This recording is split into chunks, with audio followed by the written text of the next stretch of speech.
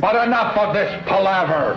Let's get the show on the road. Good morning. Good morning. Good morning. Good morning. Good morning. How about you open the fucking door instead of this good morning? I got two hands full of shit, and I get good morning, good morning, Good morning. good Friday morning, Friday morning, good morning. I'm like, how about you fucking get up and open the door because I have to put all my stuff down because you're too busy with your good morning. Friday morning. Friday morning. Good morning. He is OCD, isn't he? Oh, Good morning. I never knew he said it twice until Danny pointed out. It's like, yeah. what does he say? Good morning, good morning. Good morning. Good morning. It's like that. Good morning. Good morning. Yeah, that's the guy up front. I don't know what he does. I don't know. I think We've been he's here a almost. security guy. I'm not sure. Is he really? Yeah. We've seen him for 3 years. He's a security guy. That's what I think. He sits right outside the elevator, Banks, and then you got to get into this place. Yeah. And you know it's a key card thing. And I got my hands full this morning, and he's too busy with a good morning. Good morning. Good morning. Well, you're going to love during baseball season because he always talks about the Yankees after Yeah. good morning. Oh, really? morning. Yeah, he's like, how about them Yankees? Yankee baseball. Good morning. I think he's a big Giants fan too. Big Blue. Good morning. I think he's very happy the Giants won the Super Bowl. Giants win. Good morning. Oh my God, is that you, Jimmy? What? Are you already farted? No. What's wrong with you? Who is it? Mars? No one farted. Mars, you come on. Oh, Mars. I smell something. Man, I smell something bad. I know, my nose is not good this morning, though. My nose is. I think can't smells even all smell right, cologne. man. It's going to be all right. Scared me. Good morning. There's no smells in here. Smelly morning. Spitting on it. Speaking of the Giants really fast, Belichick wanted the boys to make sure Hello, Bill. Eli threw to Manningham. He was caught on mic, Oh, yeah? NFL films. Really? Yeah, and he basically said, make him throw to Manningham. Oops. Oops. Eesh. That's breaking from... Bad call. Huh? It's a bad call, but, you know. Well, it's not a bad call. I mean, the coverage was there and everything. Eli Yeah. just made an amazing pass. That is and- true. He was covered. Yeah, it wasn't like he was wide open Yeah. or anything like that. He just picked the wrong time to say, hey, make sure he throws to Manningham. Whoops. Oopsie. Can I tell you, I was watching last night very briefly, because we're doing James Cromwell later, and he was Stretch Cunningham on All in the Family. Oh, yeah, So I was yeah. watching some All in the Family clips, and when Archie gives the eulogy for Stretch, like Stretch wasn't even in the episode, Yeah. it's fucking mind-boggling how funny that show was. Yeah. And it yeah. annoys me Well, because- how well written that was. And because they had no filters. Fuck. I feel yeah. bad for these writers that was, have to work around the new rules. There's probably really funny writers out there that aren't being used properly because, you know, you might offend someone with your jokes. He found out Stretch was Jewish. Hey, Arch. And so he Yeah, had to, yeah, and he yeah. had to read it, and it was just very. I forgot funny. about that episode. Yeah. Is it a long clip?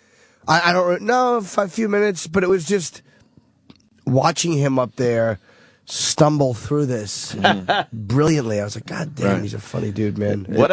How old was he when he was Stretch Cunningham on He was All in the younger. I Family? saw a clip. He was probably, I'm going to guess, 20-something. Jesus. Let's take a look Telling at it. awful How he jokes. used to look.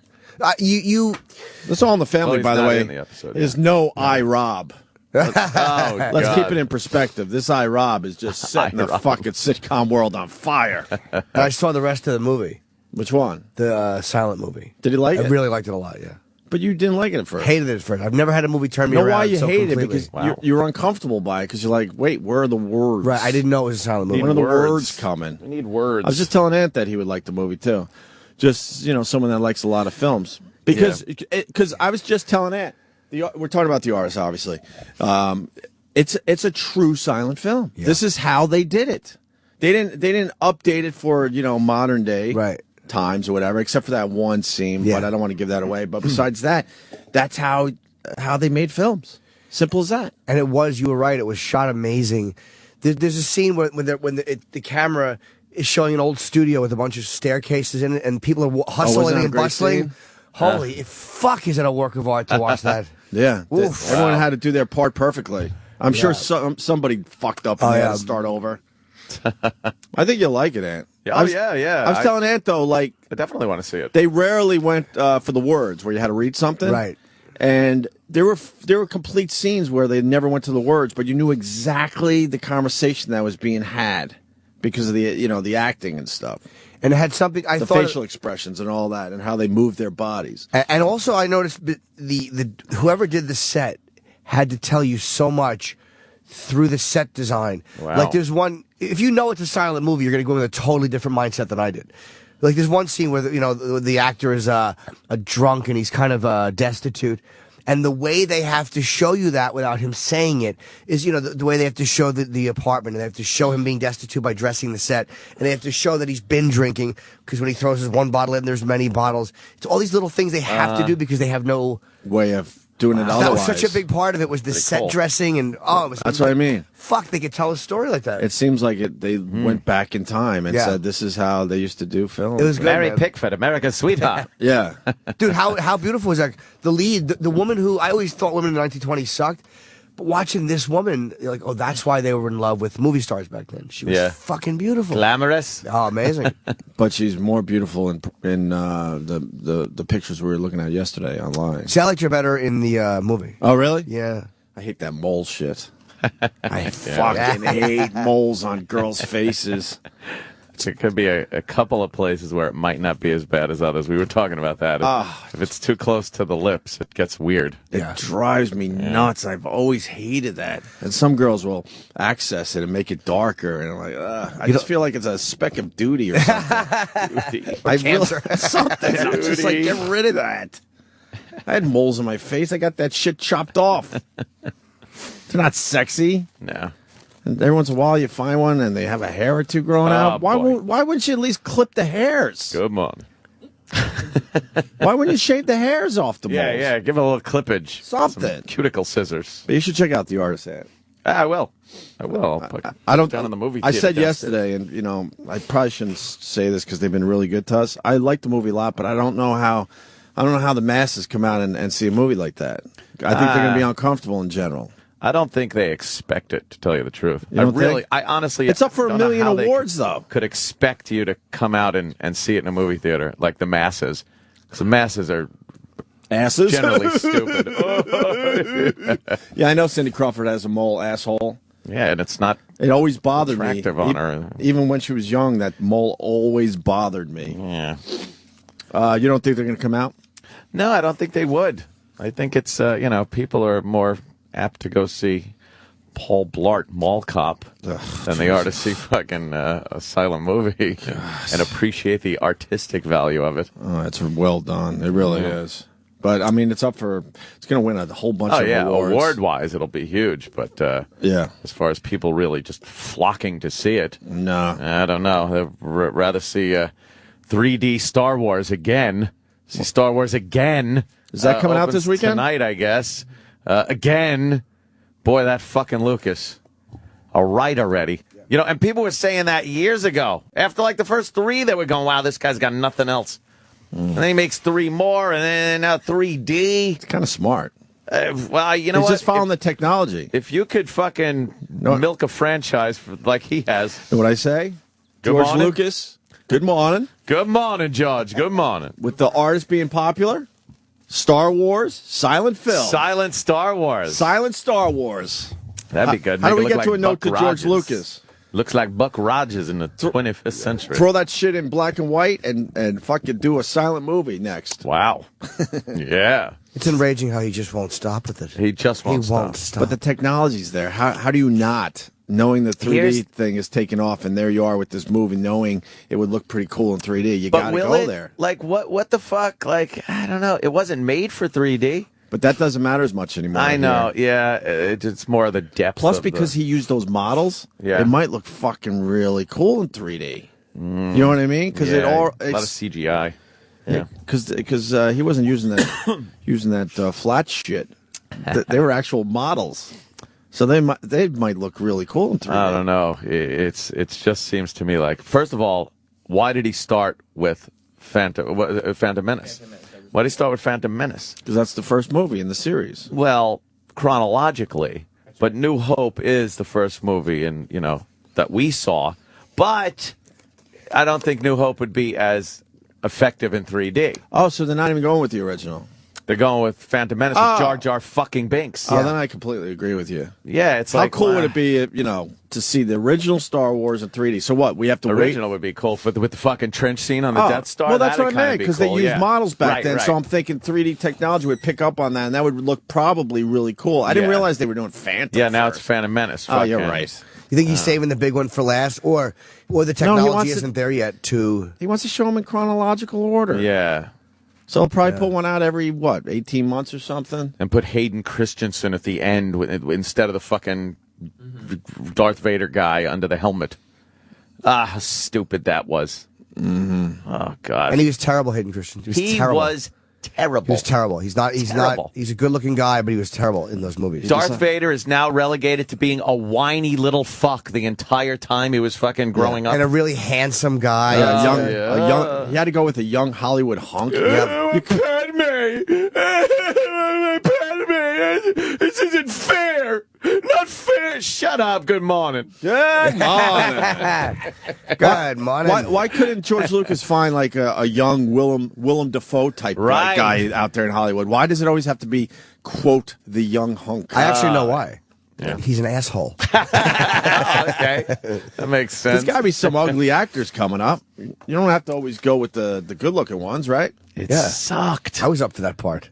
God, see, you should have gotten it. What's a bunch of stars here or what? Have a war. Speaking of movies, you see the picture of Macaulay Culkin? Everyone's talking about that today. I saw him recently at a benefit. I met him. Did he look all right? Was it for Mr. Kite?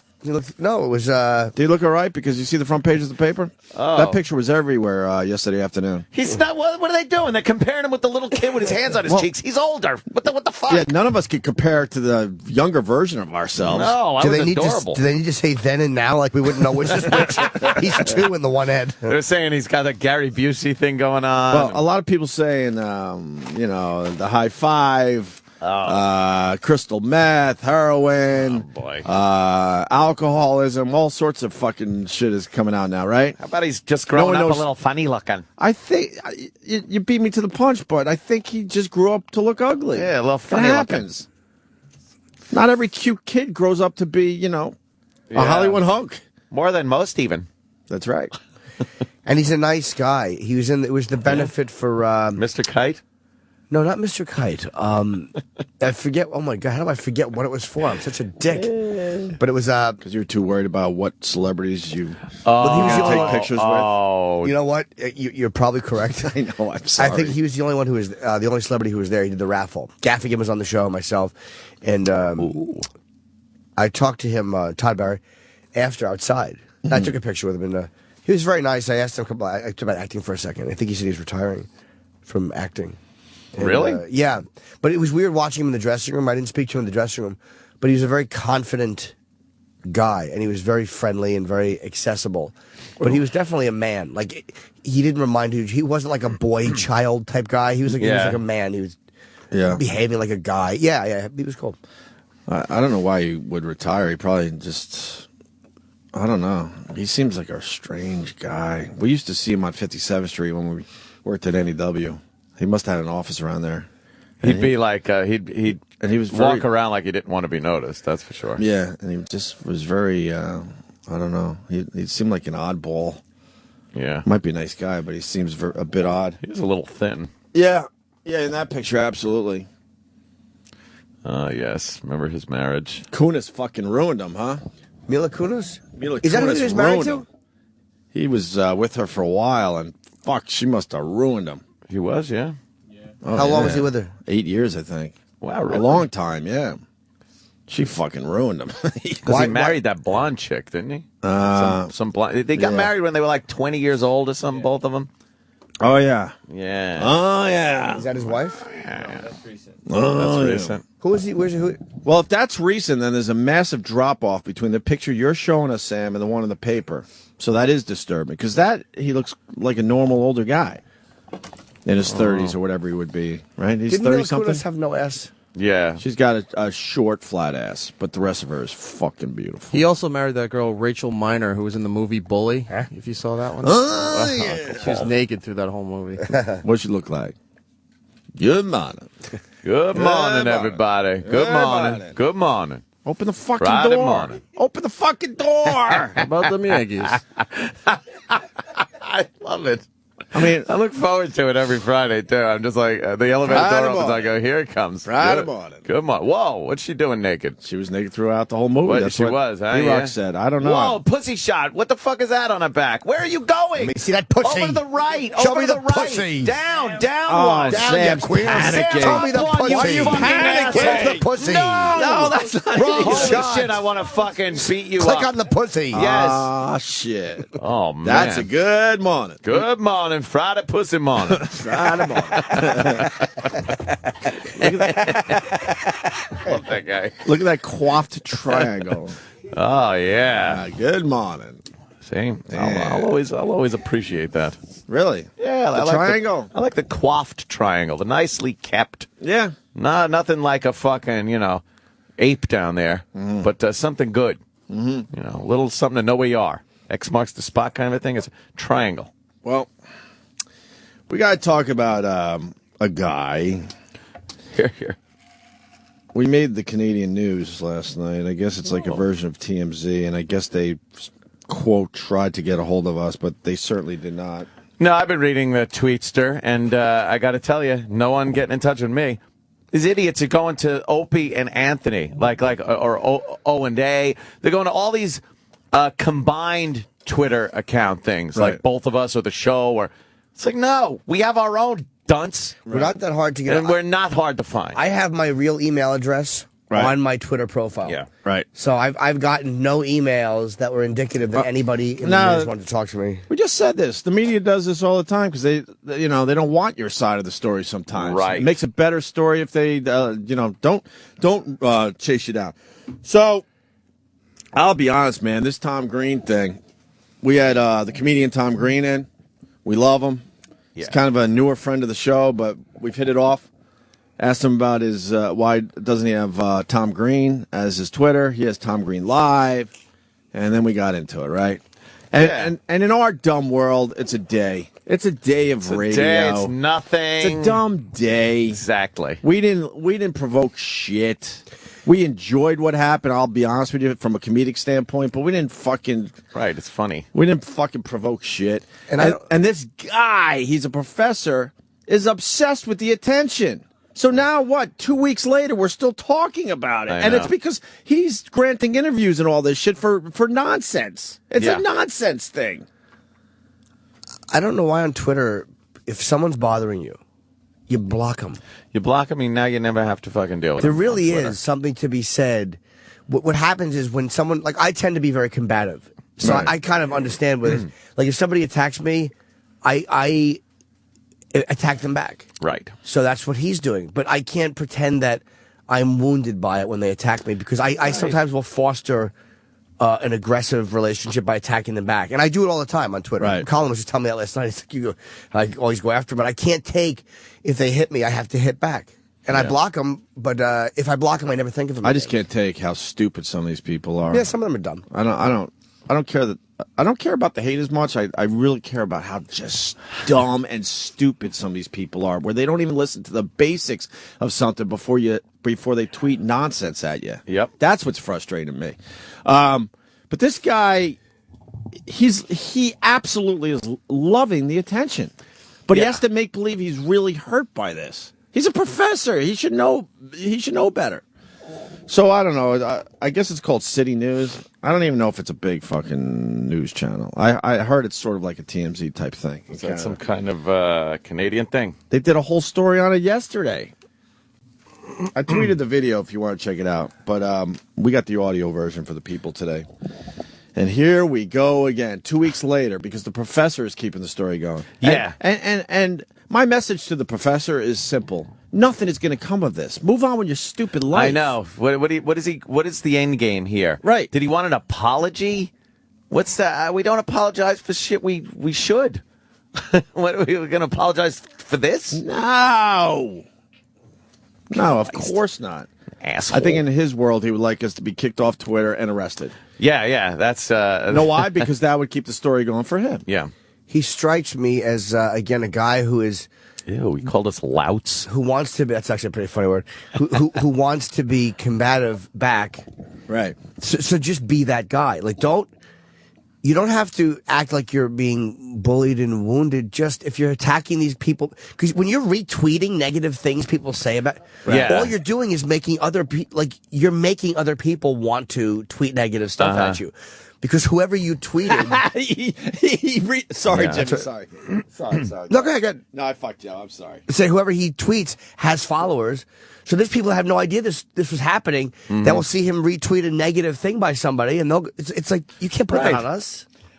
I just took pleasure in it. He retweeted my tweet that said, "Hey, at CNET News, here's my quote. I didn't do shit." And he had to retweet that. Oh, he had to retweet it. And then look, go up higher, because he's so into this. And not in a good way. He writes, busy day all of a sudden. City News is stopping by for a chat, and a bunch of Edge videos are ready to record the Cub cars. Make that City News. He's excited. Everyone's not paying attention to him. Very excited. He's got his little moment. I'll say this: he's better at starting a buzz than we are. We should hire him for the show. And Lord knows we've tried everything. Nothing fucking sticks out there. Hey, would you work as a publicist in the U.S.? Yeah, really. But here, the news, City News, picked up the dumb story. That's going to go nowhere, Mr. Tom Green. It's nothing.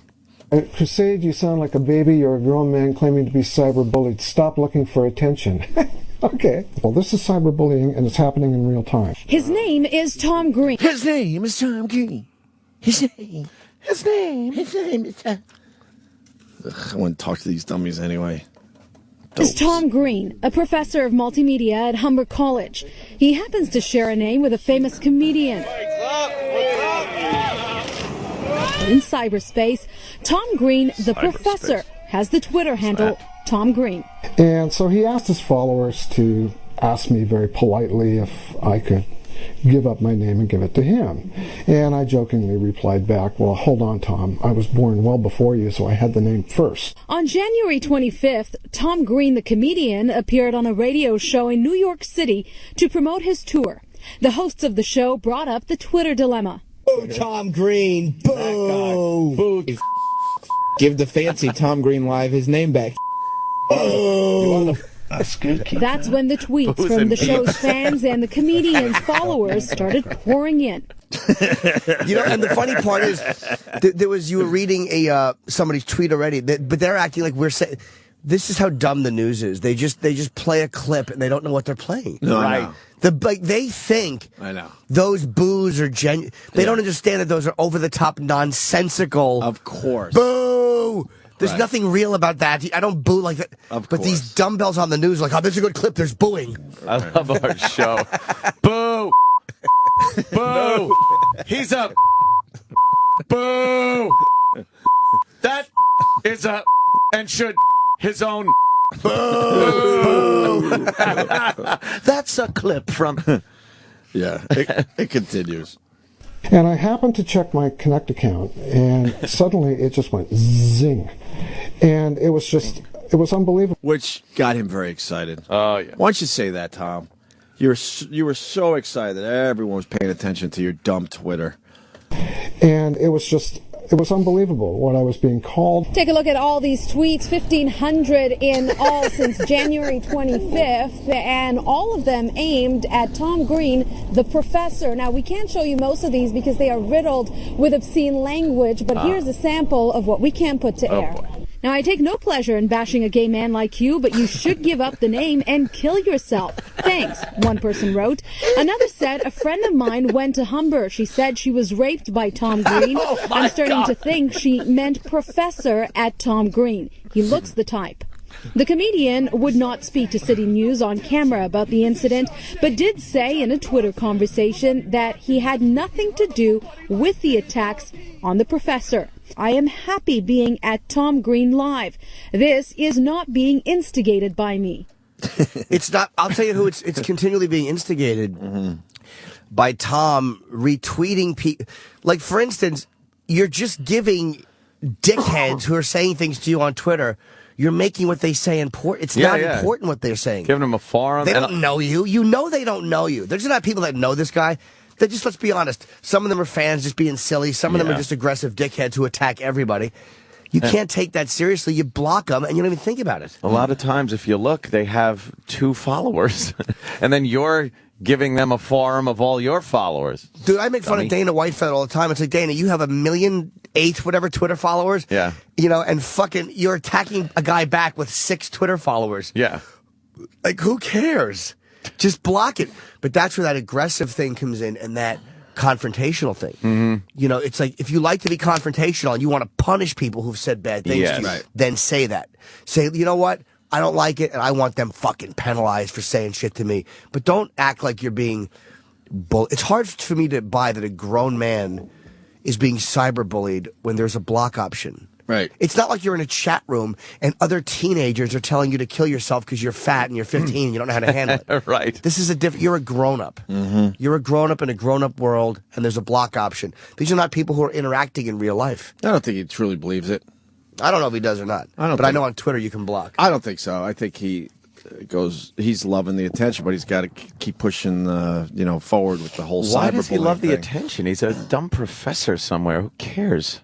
I don't know. Like a bunch of people, they want a little more attention. Yeah, but everyone wants their fame now. If you're in entertainment or something and you think it's going to when we were coming up, give you a little heat. When we were coming up, people didn't really want to be famous. We're in a world now that every person wants a little fame. Yep. Yeah. That's why they're on their Facebook updating like motherfuckers and Twitter and everywhere else.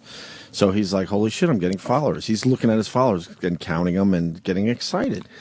Here's the third part of the story. And I don't care. I also think that people want to be heard, so people are going to him. He's a professor. He's probably used to talking. He probably talks to his students.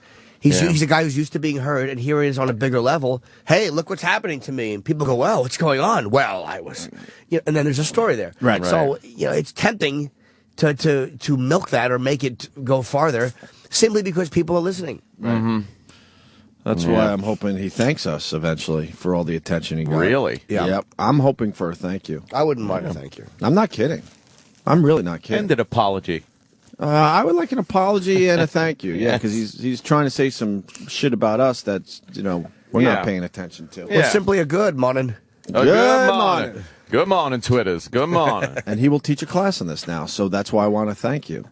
I think you're right. Sure he will. And I want an apology. Part of his curriculum. Here's the third part of the story. I don't care what the age of these people are. They're acting like children in the way they're speaking to Mr. Green. And the reality is that what they're doing, for the most part, and every single one you've shown me, has been nothing but bullying. So this is considered cyberbullying? Absolutely. Some of that, you look at some of those, and you can even move that into the world. They've gone beyond this bullying aspect into criminality. This professor is actually calling it bullying. What do you think?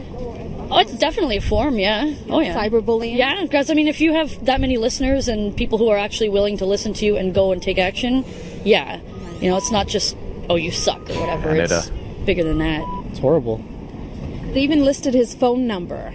I know, I noticed that right there. What do you think about that?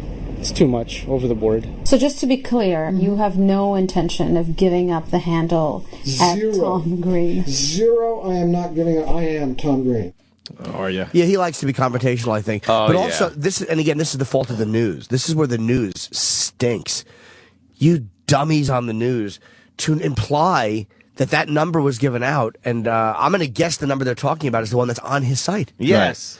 Like, why wouldn't, unless there's another number I don't know, but why wouldn't you say that it's on his, there's a huge difference between a public figure who does, I guess, speaking engagements or who has written a bunch of books, having a number of contact, and just some anonymous guy's phone number being put out there. The news is terrible. Very different. The news is that newscast was irresponsible.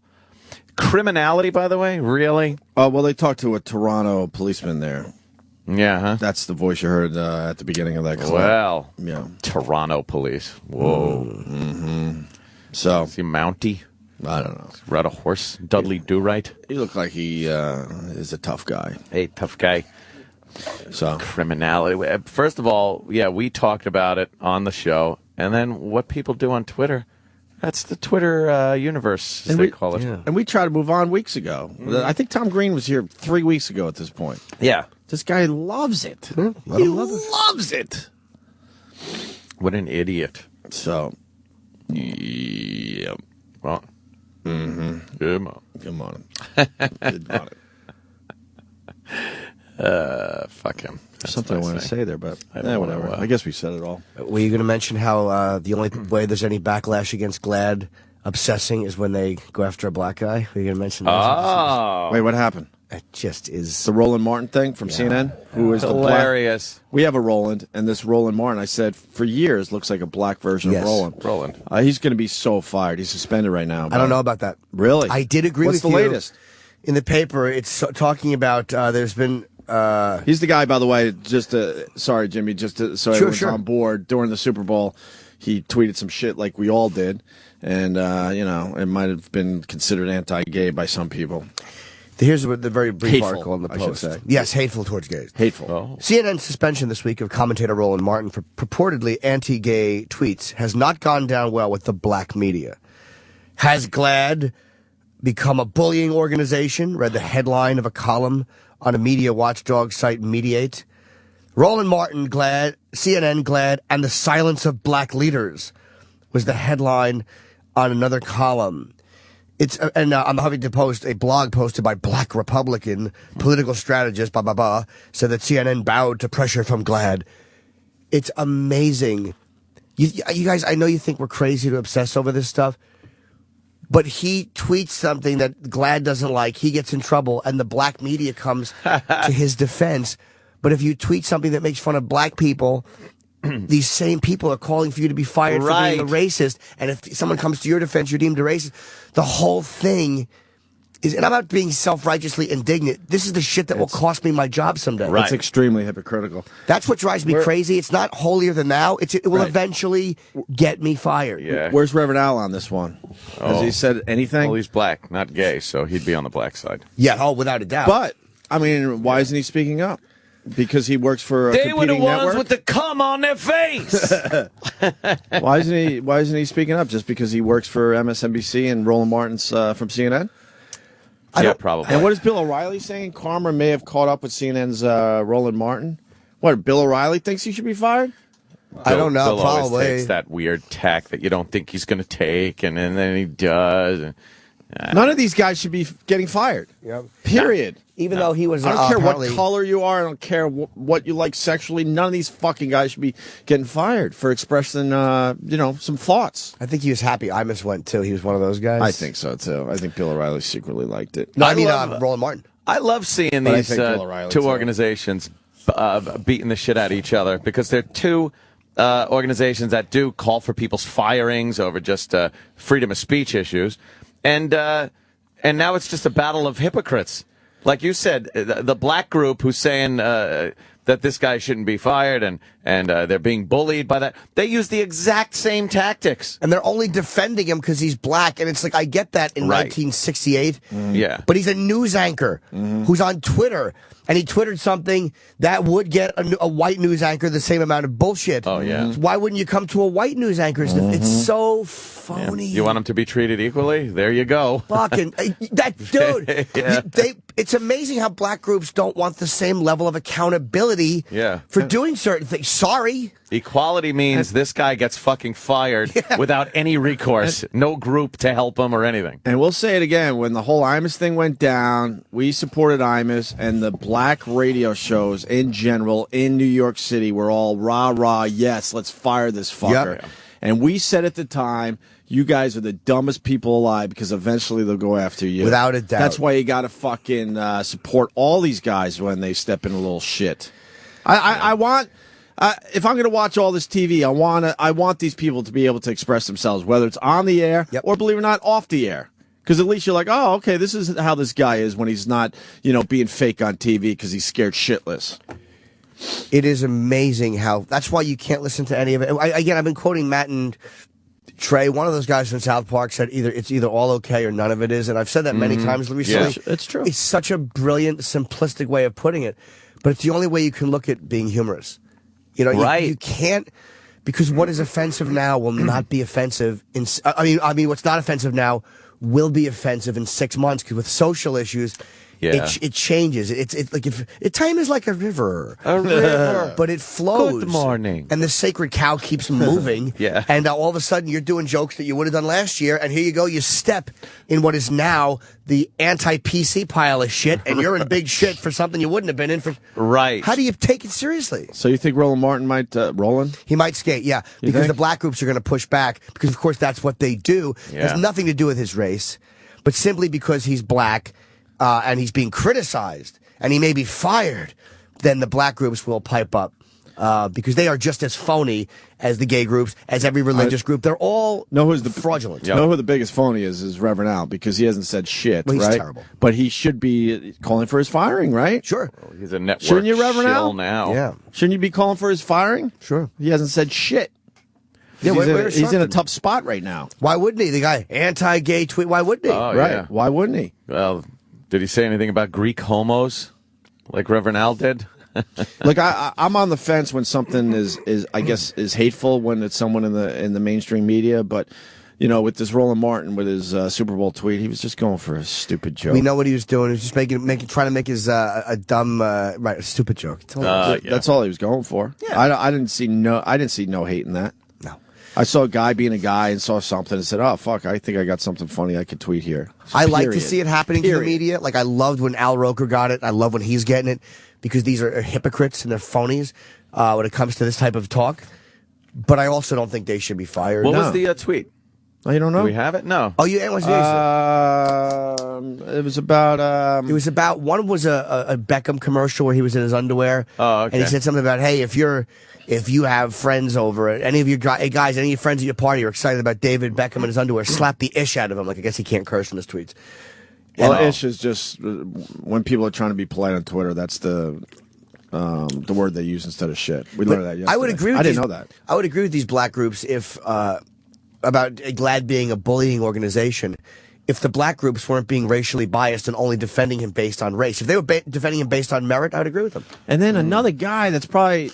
You don't think he's going to get fired, huh? I don't know now. Let's just say another guy in a lot of trouble for something he didn't even do on the air. The network's in a great position. What dick do we suck? Do we suck the GLAAD dick, or do we suck the black journalist dick? Like, what special interest group do we cowardly cave into because we're white executives? Yeah, we don't know. We don't know. Oh my God. I would assume you gotta suck the black dick because those guys got dongers. But really, what special interest group do you fucking give into? That's why I don't think he's going to get fired. Not. Suspension? They could suspend him to appease the gay group, and then they could keep him on to appease the black group. Yeah. It's amazing. A 2-week suspension, paid. But it's amazing that black journalists or black organizations would come to his defense when he's simply in trouble for doing something that was deemed anti-gay. Right. Yes. It was absolutely disconnected from race. Yeah, yeah. And are they that delusional? They don't think that a white reporter would be penalized? Of course he would. Oh, of course he would. So you can't play it as he's a black man and needs our group to defend him. 7 o'clock, we got to turn the TV on. What happened? Greg Kelly? Yeah, we should, yeah. Yeah, we got to make sure we get that audio. I definitely want to hear that. The paper's saying that he is going to address the whole rape thing. I think he'll address it like, in light of recent incidents. It'll be a quick statement. I wish her like well. him to go like, that fucking bitch. Well, put that's me what we were through saying this yesterday. shit, yeah. And they'll do the paper shuffle. Yeah. I think it's going to be a quick 30-second sort of statement, and then they're going to just move on. Very vague, no details. Kind of a, as you know. He fucking better thank us, too, because we were the only ones that came to his defense right away. Greg Kelly, I expect a thank you today on live fucking TV. Who supported you? The Opie and Anthony show. Because in the end, we're smarter than all of them. We are, I'll say this for us, as much as we are boobs, we are across the board supportive of people saying stuff that we don't like. Exactly. Completely. That, and we know when a rape charge is bullshit. Absolutely, because we're all rapists. Right. We all know when it's all trumped up. We know the face of a rapist, for Pete's sake. We have mirrors. And we've been raped in enough contract negotiations. Yes, that's true. We're victims. What's Greg Kelly's Twitter? Maybe we should make sure he knows that we are expecting an apology in 10 minutes. Not apology, thank you. I mean, a thank you. Yeah. Sorry. Yeah, thank you. You're right. Sorry. It's still early. Yeah. I like the fact that we just go off, say shit that other people don't. Yeah. I don't know why. We're good like that. We never get But who else credit does for this? it. No, we don't. We really don't get We get credit for nothing. Everyone else kept their stupid mouths shut. And we're like, this is obviously bullshit what's happening to this guy. Rapity rape. it. Yeah. They all kept their mouths shut. Why can't you just talk about it openly and honestly? They're like, hamina. It's not written down for me, so I don't know if I should say anything. Horse shit. All right, we should break. We'll be back by 7, right? Oh, shit. What? Should we be on live when this happens? His statement? Should be. We should probably be on live. What happened? In case we have to comment. Or in case he shoots himself like fucking Peter Finch in Network. Threatens to. So what, he's on in 7 minutes? Yeah, we won't be back by then. We got too many reads. So let's start reading right now. I'll do one right now. Yeah. Incorporate it into the show. I don't mind doing the first one, or as we say. By the ball way, rolling. I kept track of this. The listeners officially have had it with live reads. Oh, I don't doubt it. They have officially had it. People are noticing that the replays are shorter because we cut out the live reads. Oh. So there's actually a difference now. Well, listeners, They got to organize this shit better down the hall because the listeners have officially had it. They also have to realize, too, that Valentine's Day we get a lot. A lot of people want to send candy and flowers and hearts because guys hate Valentine's Day. Yeah. I mean, they really do. Not even just for the read. They honestly hate it. Wait. Before, because I know you're going into a read. You fucked me yesterday. No, you No, weren't I supposed to say that. You fucked me. No, I didn't. Everyone's saying you made Part me of the say show. Sherry's Berries all morning, and it is Sherry's Berries. I mean, it is Sherry's Berries, not Sherry's. Sherry doesn't rhyme with berry. I would always say I've Sherry's always had berries. a problem with that. Why would Her name anybody... is Well, we Sherry? addressed it yesterday, and Sam keeps correcting me and saying, no, it's Sherry's Berries. No, 'cause it's Sherry's got a rhyme. Berries. It's Sherry's Berries. You would say Sherry's Berries Yeah. because you need to rhyme, because you're a dumbbell. Yeah. But her name is her But name. everyone's saying no. I would say... They've seen it other places where it's Sherry's Berries, just like it's spelled. So what'd you do if the mayor of D.C. had it? Would you call it Marion Berries Berries? No, you'd say Marion Berries Berries. Well, that's a different branding. Some people do say sherry like sherry.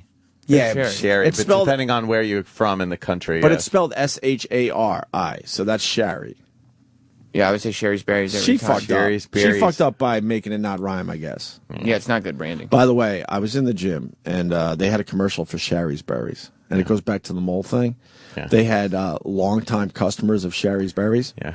And one woman who was talking had a big fucking berry on her lip, and it's just between the berries and the berry on her face. I was like, I don't know if she's going to help you sell the berries. Or it might be my thing. it's a good Valentine's Day. It drove gift. me nuts. Oh, yeah, it is. I mean, people do. I don't like Valentine's. I mean, I'm just speaking for me. It's guys in general don't like right. Valentine's Day. Because there's a lot of pressure there. It was to get the perfect gift. It's like, I mean, I'm not married, but for me, it'd be a girlfriend, for you to be a wife, but Sure. it's all been done before. What do you do? What do you do? Get her a gift you can get credit for all year long? That'd be nice. do? Right, Jim. I mean, for me, Steven Singer. I mean, he has the perfect gift for Valentine's Day just for you. Mm-hmm. It's a real, and I'm not even reading this. I'm going to say it from the heart. It's a real long stem rose dipped in 24 karat pure gold. Just go online. Go to 1-8. I hate Steven Singer 1-800. Go to IHateStevenSinger.com. And We're just shell shocked. you can pick up the traditional Valentine's Day red rose or one of his premium colors. And I really mean it, honestly. My ex texted me, it is the only keepsake she saved was that dumb rose. She really loved it. Choose your very own personalized message of love for the included card. Just do it now, and shipping is still free. That's right. There's still time to order. It's Friday morning right now for free shipping. She'll receive it before Valentine's Day. Come on. You're going to get a real rose dipped in 24 karat pure gold. It's not a fake rose. It's not a plastic rose. It's a real rose that has been murdered, dipped in 24 karat gold, and enclosed in a beautiful gift box. So we're not just going. They're not going to wrap it in just a wrapping paper. It's going to be in a real box. Nice. And it's shipped for free, you chiselers. Guaranteed to last forever. They don't die in, 2 hours. Here's the most important part comes in. You're going to want a certain color, and they're going to sell out, and you're going to feel like a horse's ass. The green apple rose is already gone. We talked about that when he was in. Green apple rose is already gone. I predicted that the green apple rose would already be gone. And It's gone! See? Damn it. Dummies. They only made 2. Damn it. Order now and be done with it. Steven's making your Valentine's Day shipping so easy. Get your gold dip rose today, $69. Wink, wink. This is the #1 Valentine's Day gift. Call 1-888-I-HATE-STEVEN-SINGER, or just go to IHateStevenSinger.com. You know, and I'm going to do a read for him later, but right now I just wanted to speak from the heart. Oh, good. Thank you. Listen. And stupid Sam has to prove me wrong. Well, listen to He found audio. Listen to it. Which channel, by the way, is Greg Kelly on? Yeah, we're just about there. Good. I love you. Work of art from this fresh, juicy strawberry. A gourmet Sherry's berry. Okay. Okay. Sherry's berry. Once again, you could trust your producers over your Twitter followers. I didn't do shit. I didn't do shit, Sam. It is kind of a weird way that you have to say Thank it, you, Anthony. but it does fit. Thank you. Sherry's berries. Yeah. Sherry's? Sherry. However you say berry, say sherry that costume. way. They rhyme. I say Sherry's. I say Barry's. That works then. Sherry's berry. But some people actually say Barry like Barry. Berry. Barry. Sherry's berry? Barry. I think Sam's one of those guys. How do you Sherry's berries sounds like Valley Jim a little bit. I like. Oh, God. Sherry's berry. You're so grody. Grody. Did you find the lady with the berry right above her lip trying to sell the Sherry's berries? Drove me nuts in the gym. The dumbest things drive me nuts. It's so Drove me stupid. nuts. That's not the commercial I saw because that's the Christmas one. You got to find the Valentine's Day one, and then you'll know exactly what I'm talking about. We're just wasting time. Because Did you talk about the 4.5-foot bear yesterday? Yeah. Enough of that. Yeah, we did. Oh God, Yes. talk about it. That's a big bear. That certainly is. They like the word "big" in their copy. I noticed. Oh yeah, big. Big. Oh, you're Big, looking for that one, are you? Big. Oh, are they on? Big. Yeah, they might be coming on now. That's the wrong one. What? That's the Fox national Fox News channel. We need. I don't know why Which one they do we do put that on? because The it top one. confuses Fox everybody. 5. Okay. It's Fox 5 local. Can we get the not audio to from be that one? confused with Fox Yeah, News? just got it over there. Yeah, we're Okay. ready to roll. I panic. As soon as we see that goddamn logo, we're going up. I forget about the candy and the flowers, the gifts your sweetheart really wants for Valentine's Day. Sherry's berries. Enough about Valentine's Day. Bring on the rapist. From Fox 5 News, this is Good Day New York. Everyone's watching this right now. Good day, New York. Good morning. Good day, New York. It is Friday, February 10th. I'm Greg Kelly. I'm Rosanna You are. Scotto. So nice to have you with us this morning. It's going to be nice and sunny and mild high of 47, but snow is Weather. on the way. What? Overnight, Really? You Mike start Woods with is going weather? to tell you what to expect. Right now, fierce flames tearing through a house in Plainfield, New Jersey. Really? Skyfox I HD wish it was live someone's over the house. city. Schools closing. It's tearing despite through it loud like a cock through a protests. vagina. Nearly 24 city schools will be shut or modified. Oh boy. And subway riders get ready for another round of overnight shutdowns. And I'm not gonna be accused of during rape. the week. This is the 1, 2, 3, As that train goes into that tunnel voluntarily. And Lynn Sanity. Jeremy Lynn returns to the Linsanity. That's right. He slams the ball in the hole, but it's allowed. I fucking told you about this guy 3 days ago. I heard about Oh that. boy, here we go. So you're Speaking back. of couches, Rosanna, it's great to see you, folks. Thank you. It was a tough couple of weeks, obviously, for a lot of people, and I'm very, very grateful for all the support I had here at Fox 5, the support from my family, friends, those I care about, and the viewers, of course. They've been just great. The people who watch this show and have weighed in through social media, the positive remarks. Thank you very much. It's great to be back. I'm especially grateful again to this lady who sits next to me every day, Rosanna Scotto. Don't touch You ready me. to get back to work? I'm so happy you're back, and of course I'm. He get touched ready her and- hand. Unhand me! We're going right back to where we left off. Really? All right. Well, I'm not sure about that. That's right. It's you harassing me in the copy room. Today's Friday also. Come on, let's take it easy. Friday morning. Good ring. And now here's the weather by the guy that they normally would accuse because he's not white. Looking good. He's They just fell ready to go. apart. Everybody's very happy to have you back here. So Oh, he's all awkward. He can't. He's the worst improver, right? Yeah, remember? Very much. Yes. Yeah, I guess we got to get your weather forecast here as well. We are looking at another As well cold as- day I love out Mike there. Woods. He couldn't even improv a welcome back. And you see the look on his face? Welcome, God, rape. Well, fuck. the look on Mike Woods' face is like, God damn, if you were black, this would have turned out differently. He'd have been in prison. right. I don't know how you're so, like, of course, that we knew that would be That the was statement. boring. Yeah. But how do you, I guess that's the way to do it, just to say thank you. Oh, that's the way normal people in media do it, not like us. That was a little better than usual. usual. A little better, but... Why wouldn't you say I was accused of something? No, don't mention it. Right. No accusations, no this, no that, I'm sure. At least tell us how the pussy was. Yeah. Yeah. Look, sexy. I fucked her.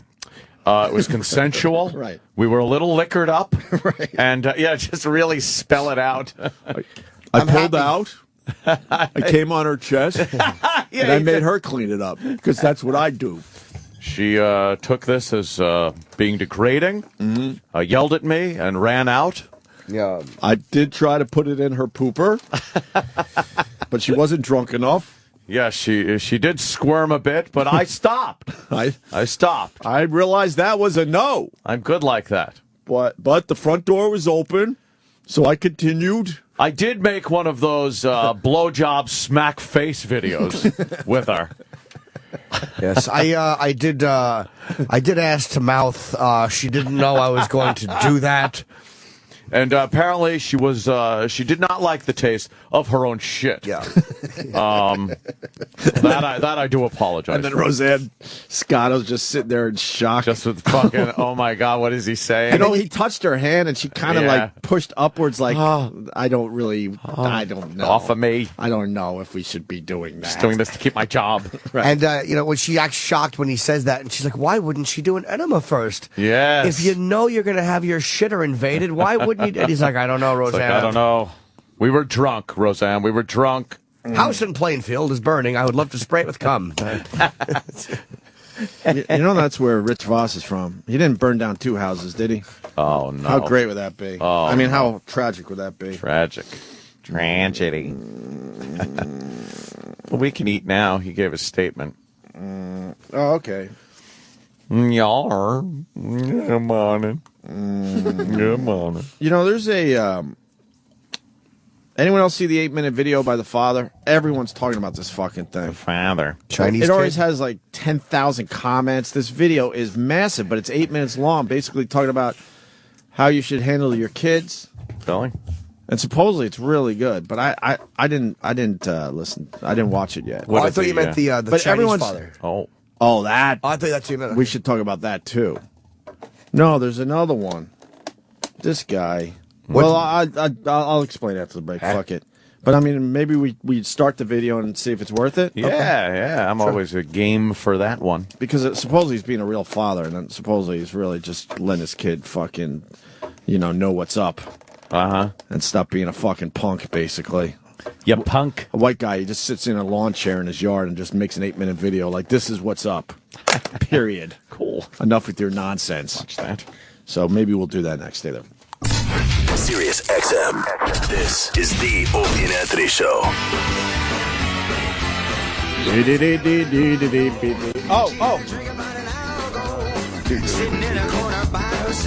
Oh no, must be the anniversary of his death. I got this one. Oh. I got this one. Oh, boy. Great.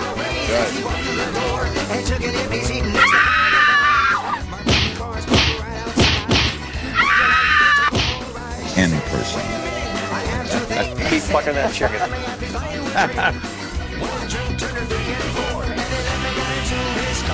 This is not the original. Now, baby, the time has come. How'd you like to have a little fun? She said, if we could please be on our way. What guidelines? That's when things got out of control. She didn't want to. He had his way. She said, let's go. He said, no. Hey, baby, it's a lucky day.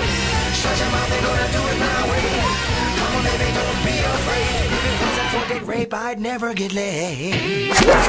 Getting topical. Hold up, wait a minute. With the Sex Man. Good morning, sexy. Good morning. Good morning. Good morning. Good morning. Wow. That wasn't Sublime, though, was it? Nah, this is Fishbone. Oh, on purpose you did that. Okay. Why wouldn't you go Sublime? Because we did the Sublime one before, so this one's Fishbone. Oh, yeah. Everyone man. hears Sublime's date rape all the time. You're right. Question. They do. It's on regular Sexy. rock radio all the time. Is it? Yeah. Is it really? Sam's saying no.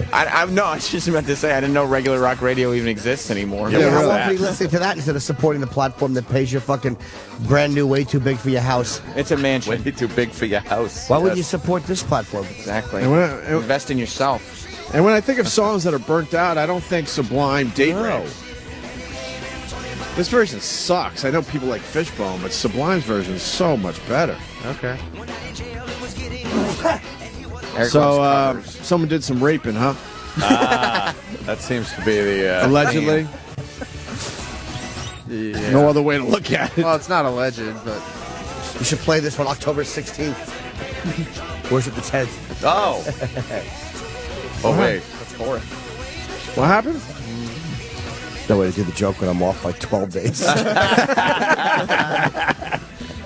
Mike Tyson was convicted of rape 20 years ago today. Oh, wow. Yeah. Wow. How long ago was that? 20. 20. Fuck. That's 92, right? I think. What happens to those years? They just... 1992 is far. That's far now. Oh, wow, you think of the 90s. Thank God you didn't play Bob Dylan's The Times They Are Changing, because I would have drove Ann nuts. God. He's not a fan of the Bob Dylan. No, he's not. Really? You don't like Dylan? That song came out 48 years ago. No, not really a fan of the Dylan. What's wrong with the Dylan? Oh, no, it's just... He changed everything. He plugged in, man. No real toe tappers there, you know. Times They Are Changing is a toe tapper. The times they have changed. Shut up. I like Bob Dylan. I like him more and more, man. Ever since his radio show, especially. I do enjoy him. What else happened that anyone cares about? Van Halen's debut album 34 years ago. Holy shit. Was it really? 34 years ago. I will play Van Halen. I remember sitting there with the headphones on. What was the name of the Van Halen debut album? Just Van Halen 1, I guess. What's a great song off that album? That would be You Really Got Me, Kinks cover, Running with the Devil. Yeah, Running with the Devil was the big one off of that album. What else was on there? How many years ago today? 34 years ago. Fuck, I forgot all the songs on there. I'll know every fucking song, though. It was one of those albums that was good from beginning to end. Come on, let's do this fast. Bam, bam, bam, bam. So you got the Running with the Devil, then you got the Eruption. You really got me? I said that already. He did say that. Yeah, that's the only one I said. That's the one he said. That was the only one I said. Yeah, what else you got? Pete Parrott? So that was obvious. didn't know. That was obvious. Jamie's crying. Shut up. I'm going in order. Why are you participating? Stop It's you. Show. You're have a ruining list everything. here. What are you doing? God. It's not the E&R show. No. The reason why I'm doing it this way is because I started by saying this album was great from beginning to end, so I want to go in order. From beginning to end. He jumped all the way to the other one. Yeah. Stop mixing it up. Quit it up. Shut up. Stop it. Then you go with Ain't Talking About Love, which probably is my favorite song off the album. Yours and Ant? I don't know that one. No, you know what? You don't know Ain't Talking About Love. Running with the Devil was like the big fucking, like that was the song. The lead in that one was just killed you when you first heard it. Mm-hmm. And then I kind of liked... I like that I'm the One, but it never really got radio play. No. That's the one you should play today, Jimmy, if you want to be different. And then if you I'm want the to take it down a little, it was like Little Dreamer or something. Why don't they have Jamie's Crying highlighted? Because I guess they highlight the songs, what? That he could click on for what reason? Because they were more popular? They have their own wiki pages. Oh. Because Jamie's Crying was a great song. You should go with Jamie's Crying, Jimmy. Jamie's crying. Atomic Punk, not so much for me. No, that was Feel Your Love Tonight was a great song. Huh? Yeah, that was a good one. How's that go? Oh, Feel Your Love Tonight. You should go with that one today, Jimmy. Can we hear some of For that? real. Go with Feel Your Love Tonight. I'm going to Go a open my little different. Boneyard show. I'm going to start using this show to get the opening song from my Boneyard show. Oh, good idea. A little crossover. This is Feel Your Love Tonight. Little Dreamer, Ice Cream Man, and then On Fire. There's probably two songs I didn't dig. On Fire and probably Atomic Punk. Let me hear Ice Cream Man again. I kind of like Ice Cream Man. No, we're going with Feel Your Love Tonight. Turn this fucker up. Oh, this is good. Yeah. All right. I'm sorry, honey, if I took you just a little too far. Yes. Michael Anthony's vocals on top of the David Lee Roth vocals. He always did the high voiced harmonizing. Harmony, yeah. So let me tell you, honey, just how fine you are. Very key to the Van Halen sound. Yeah. I guess you are. Even the rock sounds good.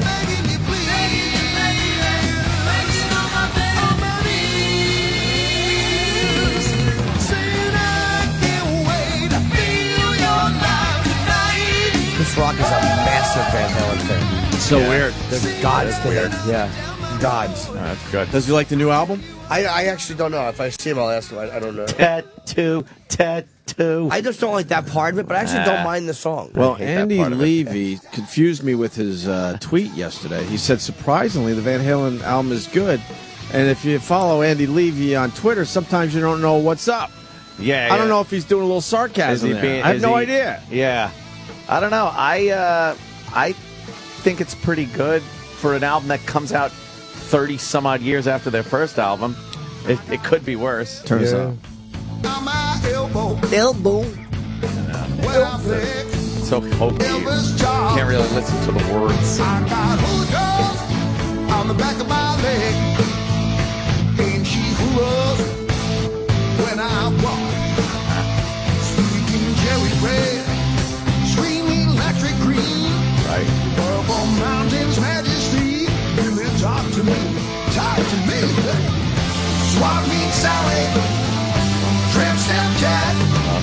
Housewife to mom shell in the time it took to get that new tattoo. See, I like that part. Tattoo. You know what? Why? Not that part, though. It grows on you, though. I really like the tempo of the song, except for the chorus. And it sounds like something they easily could have done 30 years ago. They didn't change the formula like some bands do. Yeah. They got the original formula. Yeah. Don't fuck with it. Yeah, I do like this too. I just don't like that chorus. I got to start saying it. I think I might like it. Really? I'm not going to download it, though. I might. I'm not. What deedle dude? Deedle do. Oh, yeah. Oh, they... Swap meet Sally. Tramp stamp cat. Yeah. Housewife to mom shell in the time it took to get that new tattoo. I like that part now, too. You're right, Jay. There we go. I sneezed there. What? So very autobiographic. And David Lee Roth is doing exactly what he did 30 years ago. Kind of talking his way through songs. Yeah. His voice is still Chatting his way strong. through songs. The voice is still there. Maybe we got to stop hating on these guys. It really isn't that bad. We have given them lots of shit over the years, haven't we? Jesus. I want to hate less. Maybe have more of an open mind about things. Less hate. A little less. Yeah. Just a little tad less hatred. The reason that chorus sucks is because it's missing that Michael Anthony bite. Okay. No, I don't like the chorus. There's Chad in Baltimore. I don't like the... Who's singing the highs there, Ant? True. I wouldn't like anybody saying that. I don't like the lyrics. Yeah, I don't like the way it comes off. It's too choppy. I bet you Pompous Eddie decided we don't need Michael Anthony. I'll do the Michael Anthony wasn't coming back. No, I know. Yeah. But maybe they could have hired someone different. They should have said it like Mr. Rourke. Tattoo. Tattoo. Tattoo. Tattoo. Tattoo. Yeah. Here it comes. Is the number of the chapter he was in. That number is forever like the struggle hit a win. Everybody. Swap meet Sally. Tramp stamp Jack. Housewife to mom shell in the time it takes to get that new tattoo. Tattoo. That part was a little wordy. Yeah. A little wordy. Yeah. We got a Van Halen fan saying this was written 30 years ago. It was called Down in Flames, changed lyrics, and finally recorded it. No way. That's Lou in Youngstown, Ohio. Who shot himself through a pillow. Tattoo. Ow, it hurts. Remember him leaning against the glass door? Yeah. Is there audio? On 911, yeah. It hurts. Ow. You dummy. Shot himself through a pillow. Called 911. We got Patrick. Huh? He wants to make fun of us. Go ahead, Patrick. Welcome aboard, Patty. Are you guys that old? This is the worst fucking song. It's almost as bad as that Twisted Sister 30, whatever it was. 30 came and went. Honestly, I don't even have a reference point. I never heard that song. I know by you did. Twisted Sister. Remember You guys did. played it. Oh, we did? Yeah. And we hated it, right? Yeah, it was. Okay, I don't even remember. It's sounds almost exactly like this. Go play it, and you'll go, oh, my God. Hey, I said this sucked. Why are you lumping me in with the homo?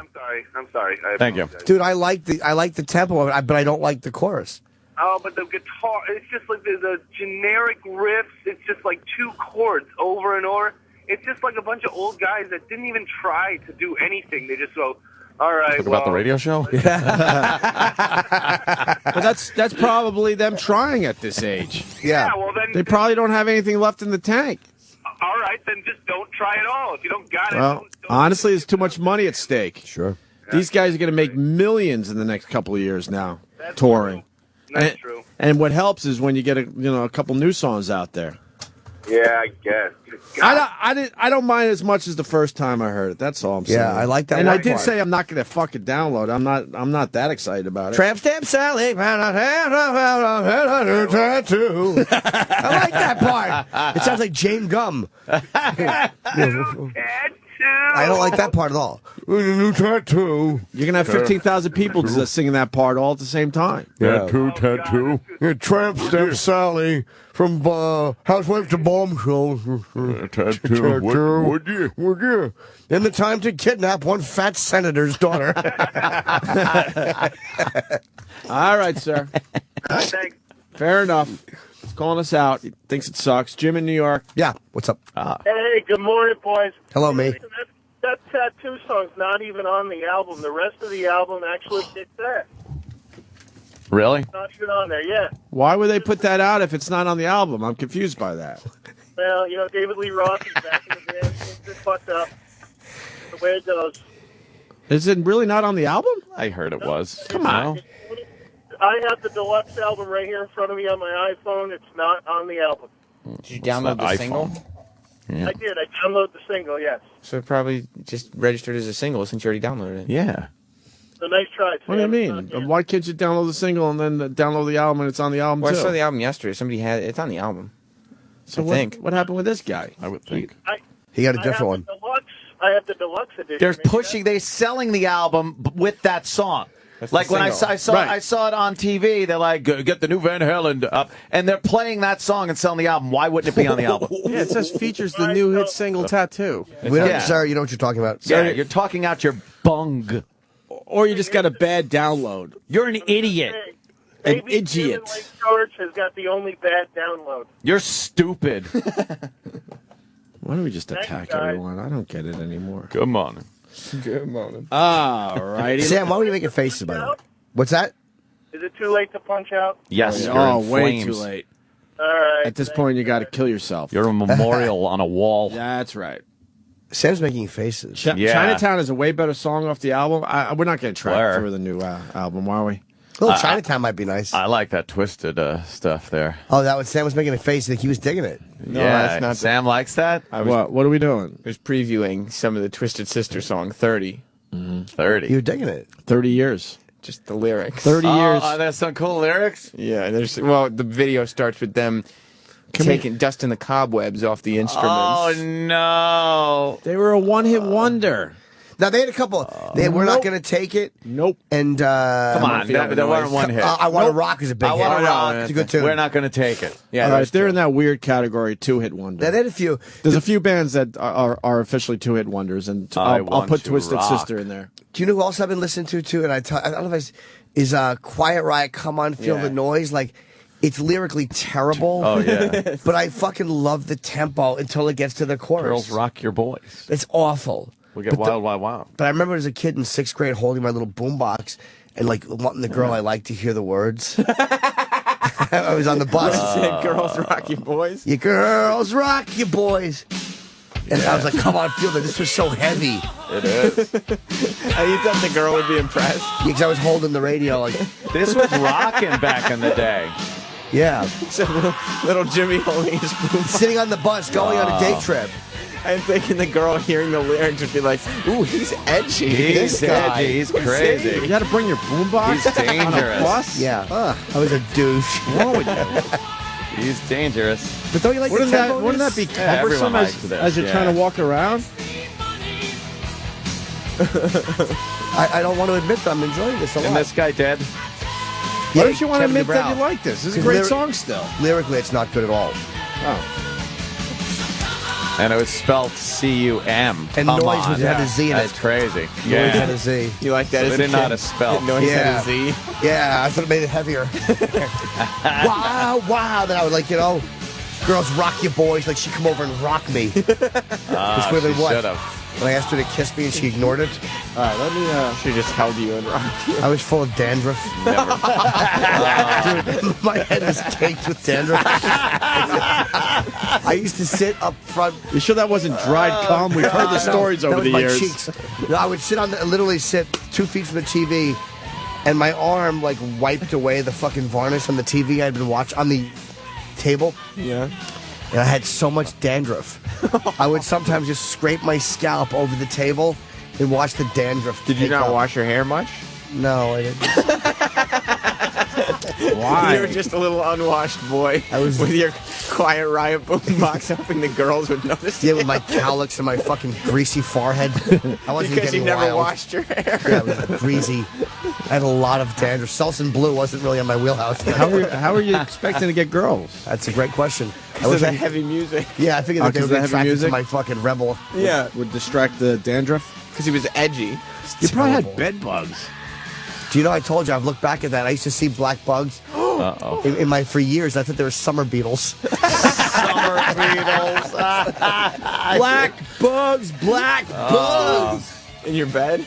Yeah, I would see them occasionally, but they would usually be on the floor by the carpet. They might have been... You were a dirty little kid. No, this is a 23-year-old living at home. I literally, for years, saw black bugs, but in the summer, I would always keep my paperwork piled up on the floor in front of the bed, and I would see occasionally a bunch of black bugs on it. And I thought they were beetles. Maybe they were bed bugs. You dandruffy, buggy kid. They probably were. You know who they might have been bed bugs from? When I used to have, growing up, I would have my buddies come over. Tyler, Dion, remember I told you, the uncle and nephew, they were like the same age, and Darnell, a cousin. And we were all black guys. And when they moved to Plainfield, they would come over and spend the night. Yeah. And 4 of us would stay in my room. Like 2 or 3 of us in the bed. I honestly, Is it lockup? not homoerotic at all. 2 of us in the bed and 2 on the floor. And maybe one of them brought bed bugs, because how else would I have gotten them? Damn. Did you used to bring prostitutes in? No, this is way before those days. I was a kid when this would happen. 15, 14. Did you like the breakdown here? When I was a kid. Why are you making fun of this song? It's still a good song. I just don't like the I'm not making chorus. fun of the song. I'm making fun of Jim holding a boombox okay. with the song, trying to impress girls. Let the guitar go.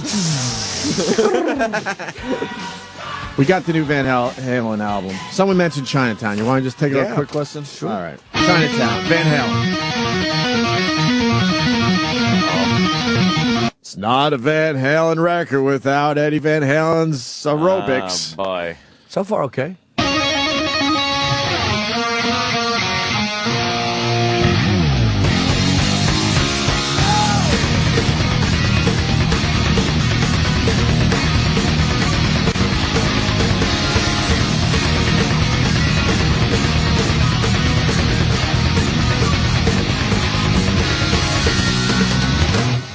Everybody in Thomas Bar, pouring prayers in lower cars. A buck is still a buck in Shanghai, and a buck is Hollywood. I pray night for all concerned. Still things like every song. A lot of shit going on, It's all happening downtown. You painted daughters of the tongue underground, don't mess around. It's like, I like this. Hold on. Welcome to Chinatown. But it's like Dave is singing another song. Like Dave doesn't quite fit in with this. I like his lower voice in this one. Me. Yeah? I fucking like that, man. I don't know.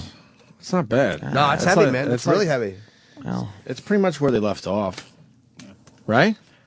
yeah. Sounds like stuff they could have easily done if Sammy Hagar didn't come around. I don't know. Why? Well, What? Roland and I pulled an Opie and Anthony. Oh.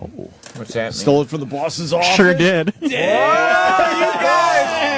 We weren't supposed to play Chinatown. There's your video in giant winter hats. You go through the drop ceiling like we Yeah. Wait, you're not supposed to play Chinatown. Why not? No, we can. It's fine. Oh, I was hoping we did something cool. did? Whose copy is this? Whoever sits with Rob. I don't know. Oh, boy. You took the boss's office mates. Right Yes, off of I the know. boss's desk. This is crazy and wild. That's a good tune, Chinatown. Whose copy is this? That one. The guy who has nothing to do with this radio show and would really like a CD back so Travis doesn't have to buy him a new one. He runs Alt Nation. Bladder? He probably needs, That thing's getting he smashed. probably needs this Alt Nation. What No, about, you may I, not wanna- see I won't break it. I do want to hear a little of the Twisted Sister 30 lyrics. What the fuck is this cover? I don't know. I couldn't figure it out either. Is it different? Is that what it is? Oh, okay. Choo-choo. I didn't. I thought it was like a fucking. It looked like a Roman war helmet on its side. It's a Roman warrior home for the weekend. Okay, cool. See if they thank me. Probably not. Probably not. Can we hear some of the Twisted? Yeah. I want to hear some of the vocals. Yeah. All right. Rats Oh, there's are coming rats out of coming out of the speakers. equipment. It's been a while, you know. Oh, the mic's all taped up and dusty. so But man, they're playing now. He takes his hair out. Someone should have dusted.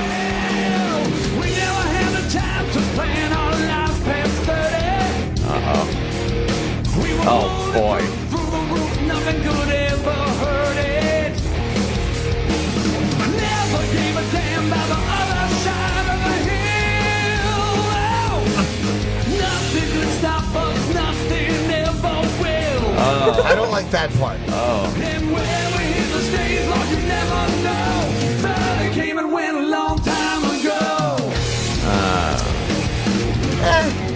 We're on the 80s like we thought they would never end. Oh, God. We rock the 80s like we... The house down like we did way back when. God. Because we can fight, we can go all night. Still tear it up even though. But it came and went a long, long time ago. I don't know. I don't mind that. It's hokey, though. I don't like It's not hokiness. though. I like the chorus. The only lyric I didn't like is when I thought the lyric of there was one lyric I didn't We like. never gave a damn about being over the hill. No, about what was over the What hill. was over the hill. No, I there don't was like one- old rockers singing songs about being an old rocker. Yeah. It's like chorus just is cool. fucking write songs. No, it's 30 not. came and went a long time ago. I kind of like I that. don't know. What are you gonna do? It's all right. Can you hear a little more? I'm honestly. Come on, no. seriously, I'm kind of digging that. Jimmy's We admit lo- it's all right. I see another download on Jimmy's phone. Well, I'll tell you one thing. Come on. I'm going to get Van Halen right now. Oh. God. It was a rocked out, knocked out, sold out show every time. Know that. We were jukebox screaming every night we make our stand. Jukebox screaming? Burning through the night, headed for the promised land. Know that is. Come on. But it came and went a long time ago. Oh, my. Come on. Goodness gracious. It's not all right. It is. Not all right. It's not all right, Jimmy. No. Honestly, I It's am. not all right. It's not all I'm right. sorry. What part lost you right there? You. It has the lyrical of integrity of we're back and better than ever. You didn't mind when they talked about the promised land and then he shoehorned in, you know where that is? You know where that is. And then he pulled his sunglasses down and looked over the top of him I like, didn't see that. I was Like, down. yeah. Did I see that pussy. again? It's a pussy. It's a vagina. I didn't see that because I was looking at. Well, that means we got to play it again. Just that one part. Play a little bit again. He's talking about a vagina. But it came and went a long, long time ago. We were 25, so alive, nothing but no road on our minds. It was a rocked out, knocked out, sold out show every time. Know that. We were jukebox screaming every night we make our stand. Yeah. Burning through the night, headed for the promised land. Know where that is.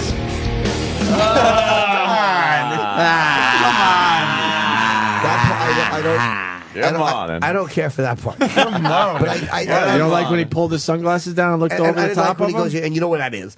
But I didn't Talking and about pussy. And I didn't like when each band member is like they're doing this live stage shot, but then they'll cut to each band member doing something to camera, not on the stage. Yeah. And the one guy threw like almost like a karate punch, but he's kind of He's 400 pounds now. But I still kind of I'm digging the song. I mean, I don't love it, but I like it. I do. It's not a good song. It's not. 30 came and went a long, You long got to get If you like that song, you got to start get rid of those sweaters. What's wrong with my fucking sweater? I'm a sweater boy cutie. It's influencing your music. No, it's not. You don't believe I'm a sweater boy cutie? Watch this. Pinches his own cheek. All right. You guys got Black History Month because we're going to break. You got one? You have it. You have it. Today's? Yeah. Oh, we should honor the guy in the parking lot. The flash mob? Yeah. Oh, did I give away the joke? Yeah. Well, yeah. Fuck. I thought that was just a news story. All right, we got to break with this. Long time. I got a joke for you. Wait, is it about the Jews that own the bar? Yeah. For Black History Month, the Opie and Anthony Show recognizes some of the individuals whose contributions have shaped the African American community and changed all of us for the better. Today, we recognize the flash mob. For years, the African American community traveled peacefully as individuals. It wasn't until the flash mob that individuals could finally unite, and looting became a team sport. Police in Philadelphia say it's becoming a disturbing trend. Young people using social media outlets and text messages to arrange large gatherings on the city streets. A crowd of young people swarmed a convenience store and in a matter of 3.5 minutes walked out with $600 in stolen merchandise. Take a look at this surveillance video. It's from inside a Dunkin' Donuts. You see a group of young men and young women lifting up and slamming down chairs, pushing past the counter to grab donuts, and ripping open a refrigerator door, then pulling out drinks. 40 people rushed into the 69th Street store, grabbed anything they could carry. Officers arrested 15 juveniles and one 19-year-old, all from West Philadelphia. Thank you, the flash mob. Without you, we'd still be stuck for paying for things. Stay tuned as we continue to recognize significant African American contributions for Black History Month here on the Opie and Anthony Show. Hey, now, this is D.L. Hughley. Hey, this is Brewer. Hey, everybody, it's Joel McHale. Hi, this is Jim Jeffries. Hey, this is Jimmy Fallon. You're listening to Opie and Anthony. Oh, I'm sorry. Hey, this is Jimmy Fallon. You're listening to Opie and Anthony. Thank you, Jimmy. Thank you. Sure. Hey, there's a video on YouTube's getting a lot of attention. It's called Facebook Parenting for the Troubled Teen. This thing has almost 40,000 likes in less than 24 hours. This fucking video has taken off. It's a father talking to his daughter. He just sets up a chair in the yard and just uncomfortable wooden chair. Yeah. Ugh. There's a name for those chairs. I've sat on fists that were more comfortable. Is it an Adirondack or something like that? Oh, Adirondack chair. Yes, I think you're right. Where your butt goes all the way down to the bottom of the base of the chair. Yeah, and then your legs knees are way up a in the air. bit. Supposedly it's supposed to be comfortable. Really? If made properly. You know what? I can see that. I hate those chairs. When I shit because I have that thing to put my feet up on, there's something natural about your intestines being on that weird angle. There is something natural about that, yeah. Like you're in a fucking mercury capsule. Or in a womb, yeah. Well, how about he places the chair in the yard, evenly? Yeah, it's on a little hill. It's a little. He's kind of leaning. He's listing to the right. Well, let's see if this video is worth playing. Guy sits down with a cigarette. Manifesto. Good afternoon. It's piece of paper. February 7th, 2012. This is from my daughter, Hannah. And more importantly, for all her friends on Facebook who thought that her little rebellious post was cute. Oh, boy. And for all you parents out there that think your, kids don't post bad things on Facebook, well, I want to read you one. I took off my daughter's Facebook wall. She thought she'd be smart by blocking her parents from being able to see it.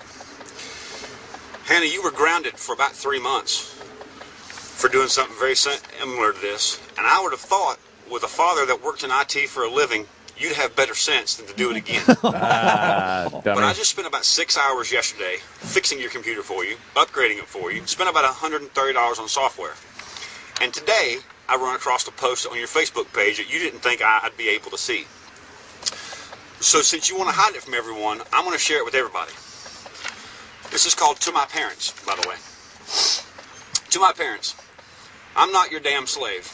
It's not my responsibility to clean up your shit. We have a cleaning lady for a reason. Her name is Linda, not Hannah. If you want coffee, get off your ass and make it yourself.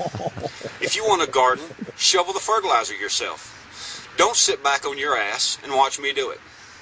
If you walk in the house and get mud all over the floor that I just cleaned, be my guest. But clean it up after you're done getting shit everywhere. I'm tired of picking up after you. you tell me at least once a day that I need to get a job. I love this part. You could just pay me for all the shit that I do around the house. Seriously? Are you kidding me? This guy's a hoot. Every day when I get home from school, I have to do dishes, clean the countertops, all the floors, make all the beds, do the laundry, and get the trash. I'm not even going to mention all the work I do around your clinic. And if I don't do all that every day, I get grounded.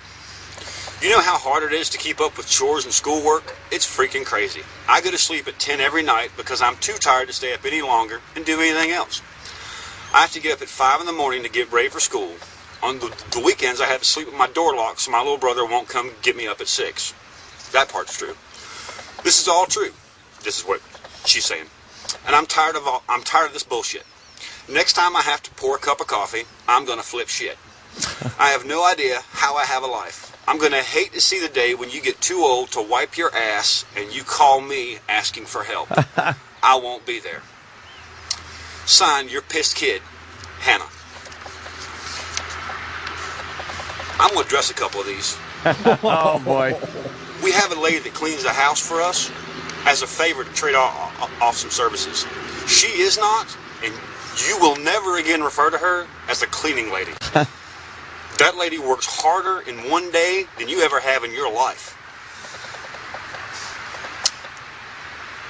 Pay you for the chores seriously?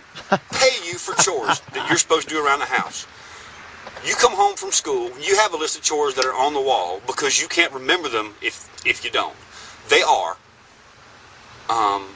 sweep the living room and kitchen floor, which total will take you about 3 minutes. If the countertops are dirty, wipe them down, which takes about a minute. If the dishwasher's full and been run, empty it and put the dishes away. If it's not, just be sure all the glasses and stuff are in the dishwasher. If you have any laundry of your own, do it. And if your bed is unmade, do it. Never understood making You don't beds. have to do my laundry.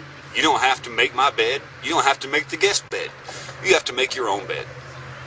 Once a month or so, I guess you probably have to make the guest bed. But pay you for chores? Are you out of your mind? He really doesn't like that one. You're 15 going on 16 years old.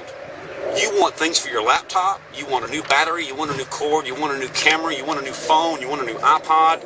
But you won't get off your lazy ass to even look for a job. The only job that you've applied to is the one I made you apply to because I got the application for you. And you've been too lazy to even carry that back. When I was your age, I had moved out of the house, lived on my own, went to college while in high school, worked 2 jobs, was a volunteer fireman, and still went to school. Your responsibilities include waking up on time and getting on the bus. That's the end of your responsibility each day. You don't have that hard a life, but you're about to. Uh-oh. I warned you months ago about what would happen if you did something like this on Facebook again.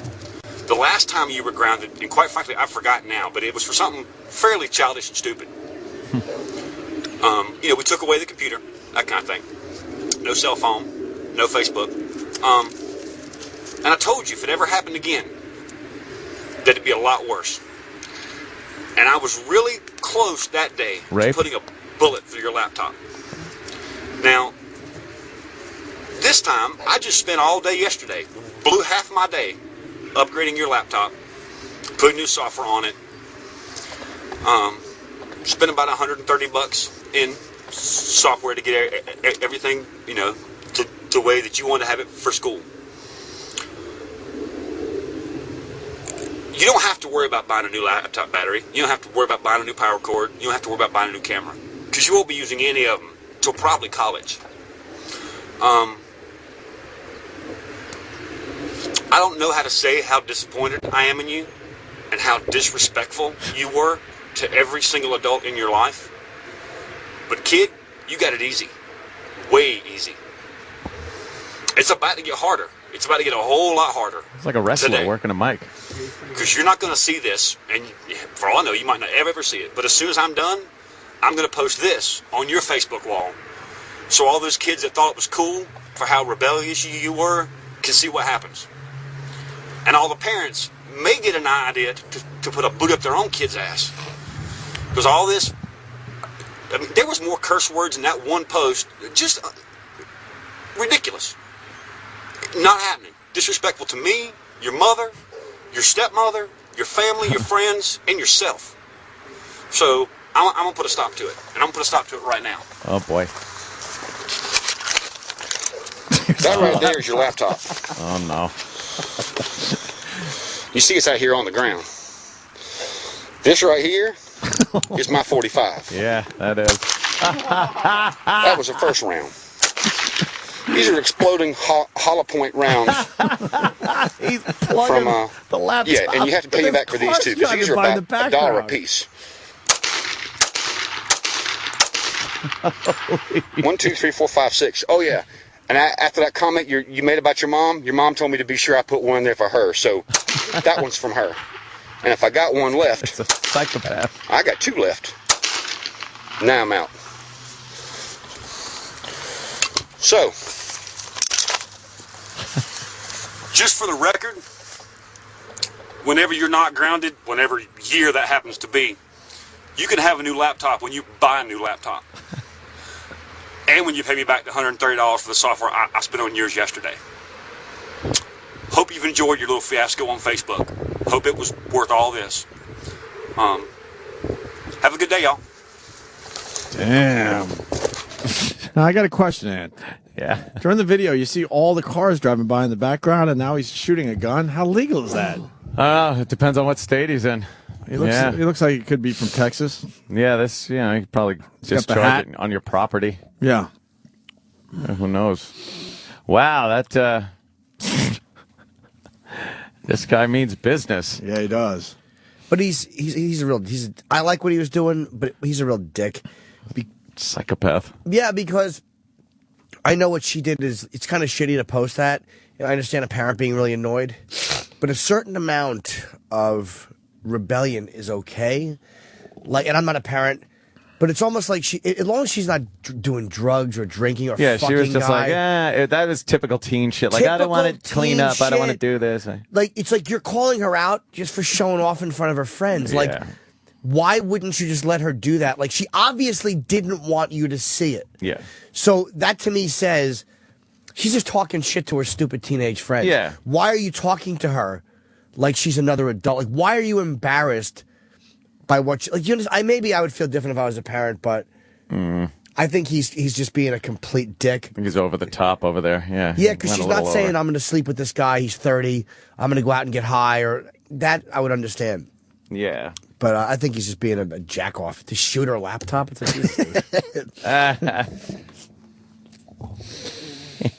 There you have it. Yeah. That video is doing very well today. But it's like, all right, your daughter was being a snot on Facebook. She's 15. Yeah. That's the way it is now with social networking. Yeah. She's being a snotty 15-year-old. So what do you want to out-humiliate her? And like Yeah, prove? that's pretty much all he was doing. What? What? Oh, you're smarter than your 15-year-old? No shit, dummy. She's irrational? No shit. And again, I'm not talking as a parent, so I know that parents might think, maybe I don't know what I'm talking about, but. I think kids that age expect everything too. They don't expect to work. We all worked when we were growing up. We had jobs, we had chores, we had a little job on the side, and then we had chores at home. Chores. Yeah, sucked. And a lot of these kids coming up today seem a bit entitled. And if that guy came up drastically different, it probably is really frustrating to him. Yeah, but shooting her laptop, it's like, ugh. Yeah, it was a little over. It was the either top that there. or sledgehammer it or throw it in the garbage. He went for the yeah, a little sensationalism there. yeah. He knew the video would do well. Oh yeah. So he's aware of what social networking can do. Yeah, anytime you blast rounds off into something like that, it's going to get some views. Sure. Yeah, I think he's kind of coming off as a bit of an asshole. Yeah, he does, definitely. Because again, you're calling out a 15-year-old and being snotty.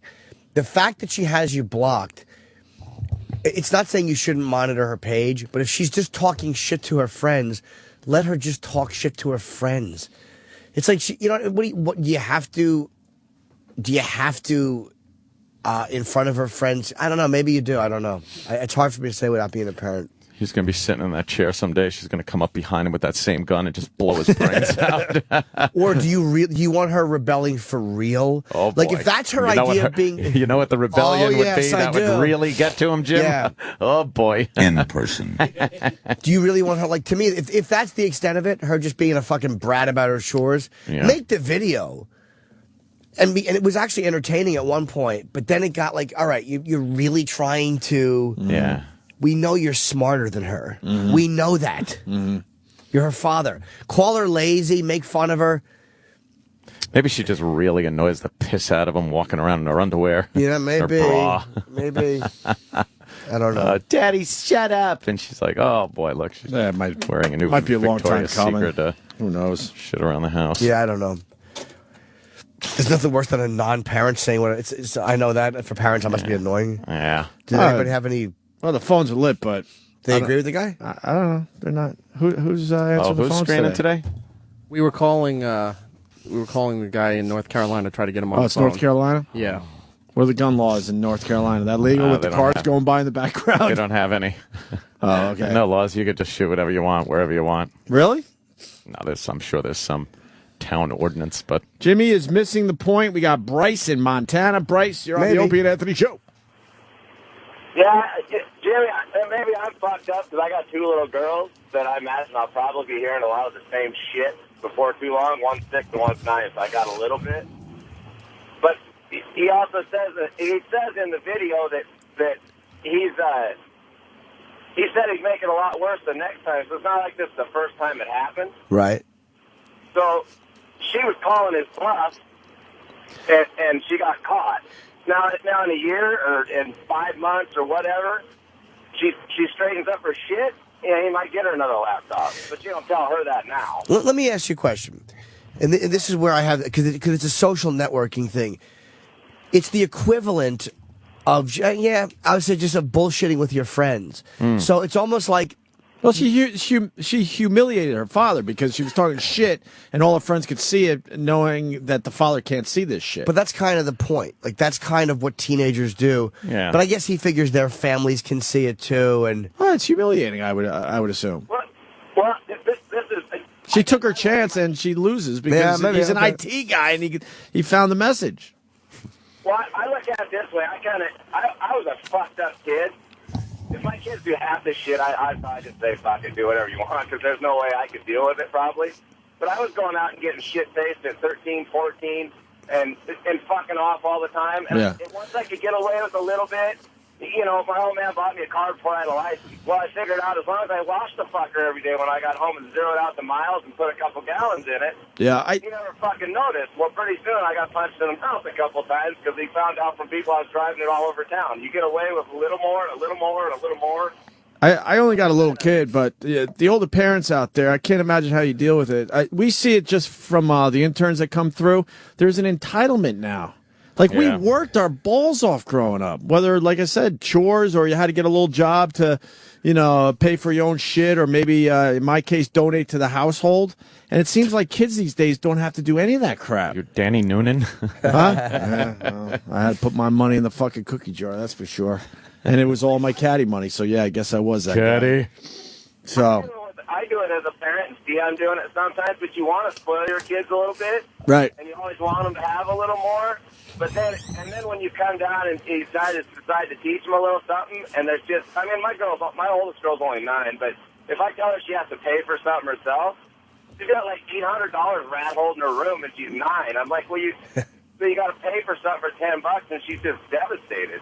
Yeah. We paid for everything growing up. Fuck, I never got money off my parents. Fuck. It's like they get an allowance and they don't have any fucking chores yet. They're 6 and 9, and it's like, what the fuck? Yeah, we got paid for chores, though, I guess. A little bit, right? I had an allowance. A little pittance. An allowance. Nope. Thank you, sir. Let's go to Dr. Nighthawk. Dr. Nighthawk. Dr. Nighthawk. Oh. Opie, you are 100% right. There is a sense of entitlement. And, Jim, if she wants to talk shit to her friends, that's one thing.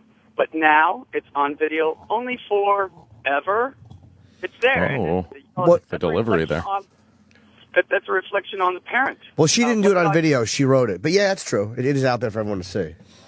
Yeah, forever. And, Okay. you know, what did I raise this child to be this way? It's kind of a reflection on the parent. And, you know, there's a sense of, shucks, I wish I had done a better job. Let's stop this while it's going now, and let's put a stop to it, and let's start correcting the wrong. Well, I do agree with Jimmy a little bit that it didn't seem like her behavior was that completely out of control. Yeah, she was just being, to me, she was just being, and I'm not even 100% committed to my point.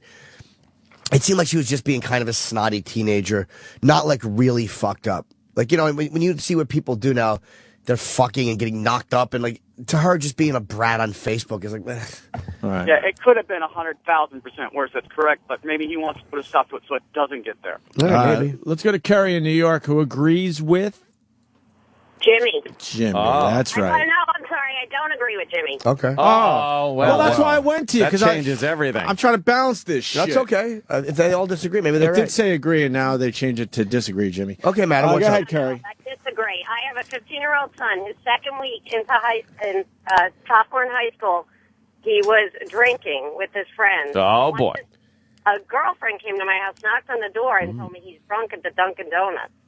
So this is stuff going on that I didn't even know about. So I wish I had known. I would have taken a shotgun to his iPod. Shotgun to his what? Why? His iPod. And he works one day a week with his father.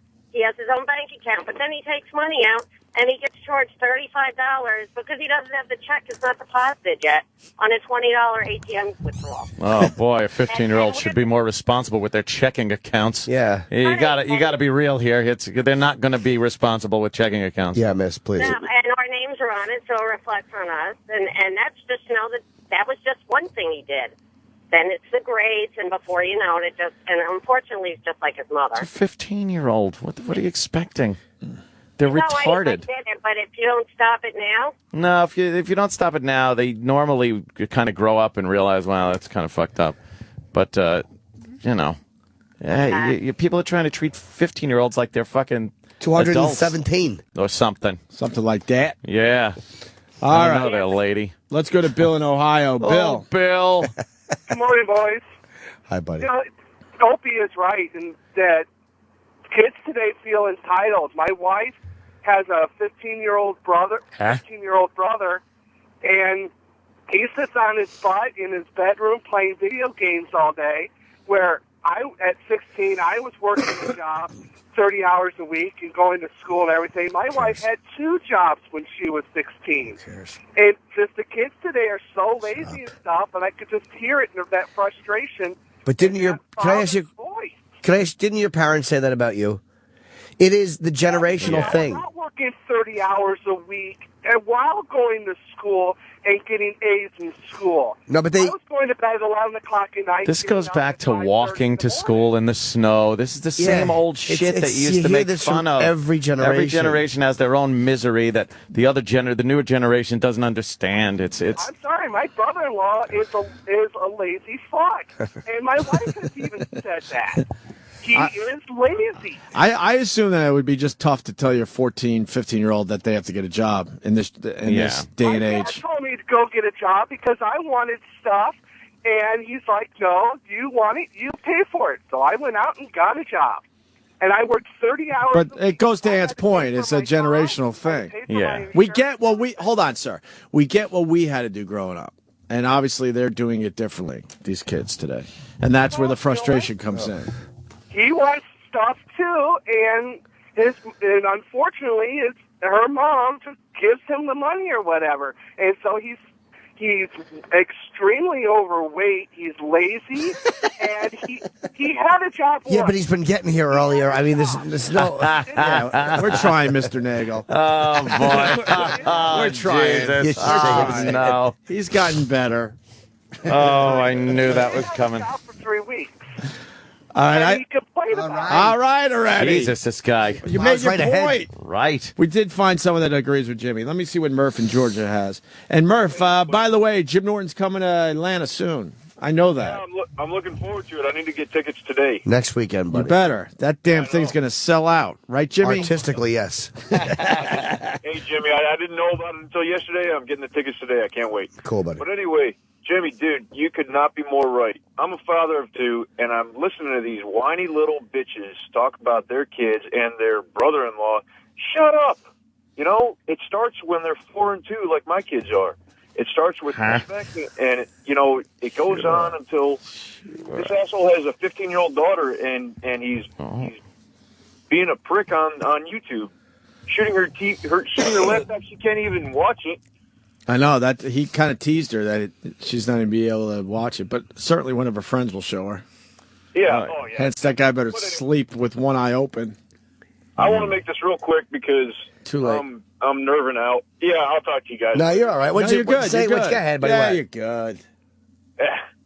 Jimmy, you're so right. And these whiny freaking parents, they piss me off because they're doing a horrible job, and then they get frustrated when their kids are. You said all that already. Assholes. Yeah, you're just nervously repeating yourself. We thought you had something to add. You're panicky, sir. All right, Murph. Thank you, Murph. Any young girls, though, that have had their laptops taken away and shit like that, I have plenty of laptops over my house, and I don't judge. So that's just putting that out there. Let's go to Jeff in Floating that. Georgia. Yeah, hey, you guys got to walk a mile in his parents' shoes. I got two boots. Where are we pains going? in the ass. 15 I and 14. would walk. Can I walk a half a mile and then come back a half Yeah, mile? boots hurt my ankles, sir. Or else I'd have to walk 2 miles just to get back home. Yeah, that's a lot of Yeah. walks. So it's a half mile there and a half mile back. Tell these douchebags to lick my ballsack. Run! Tell Jimmy happy birthday! All right, go see Jimmy when he's down in Atlanta. Birthday. That was a twofer from Georgia right Ooh. there. Nice. We're tapping into that Georgia market. Yeah, that's really Yes, good down they there. are. Tell ya. That's what made the phones fucking go crazy today. Whatever. They're still ringing. I guess people made their points. Yeah, people have strong Yeah. It is a generational thing. We just remember Yes. things differently. I don't think she was doing anything that crazy. That's what I'm saying. It's like Yeah. but again, it is out there forever, and it is. But she hit it. Yeah. Doesn't When matter we were, if when we were hiding shit growing up and our parents found out, they got fucking pissed. Right? bringing out your gun and shooting her shit pissed should be saved for like you found out she was drinking or drugging or fucking sucking dick or something. But like she just posted some whiny kid shit. Yeah. There was nothing in there that was exceptional in any way. Nothing threatening.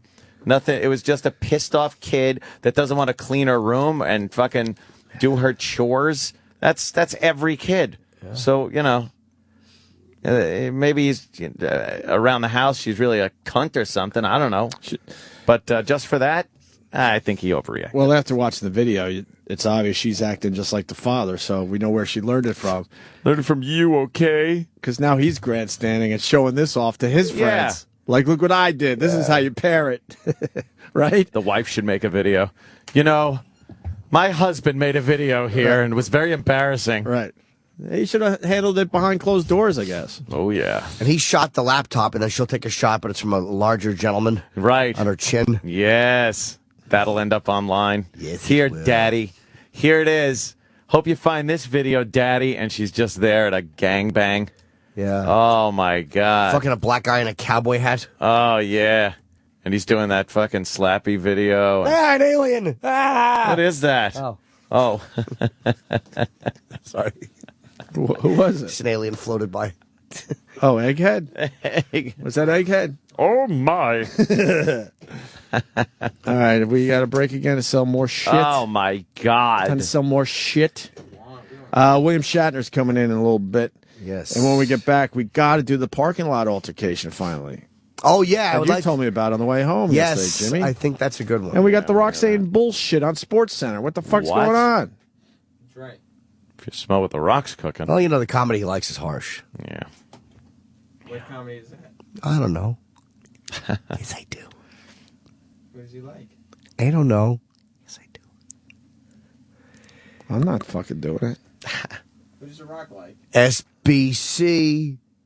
SBC. Yeah.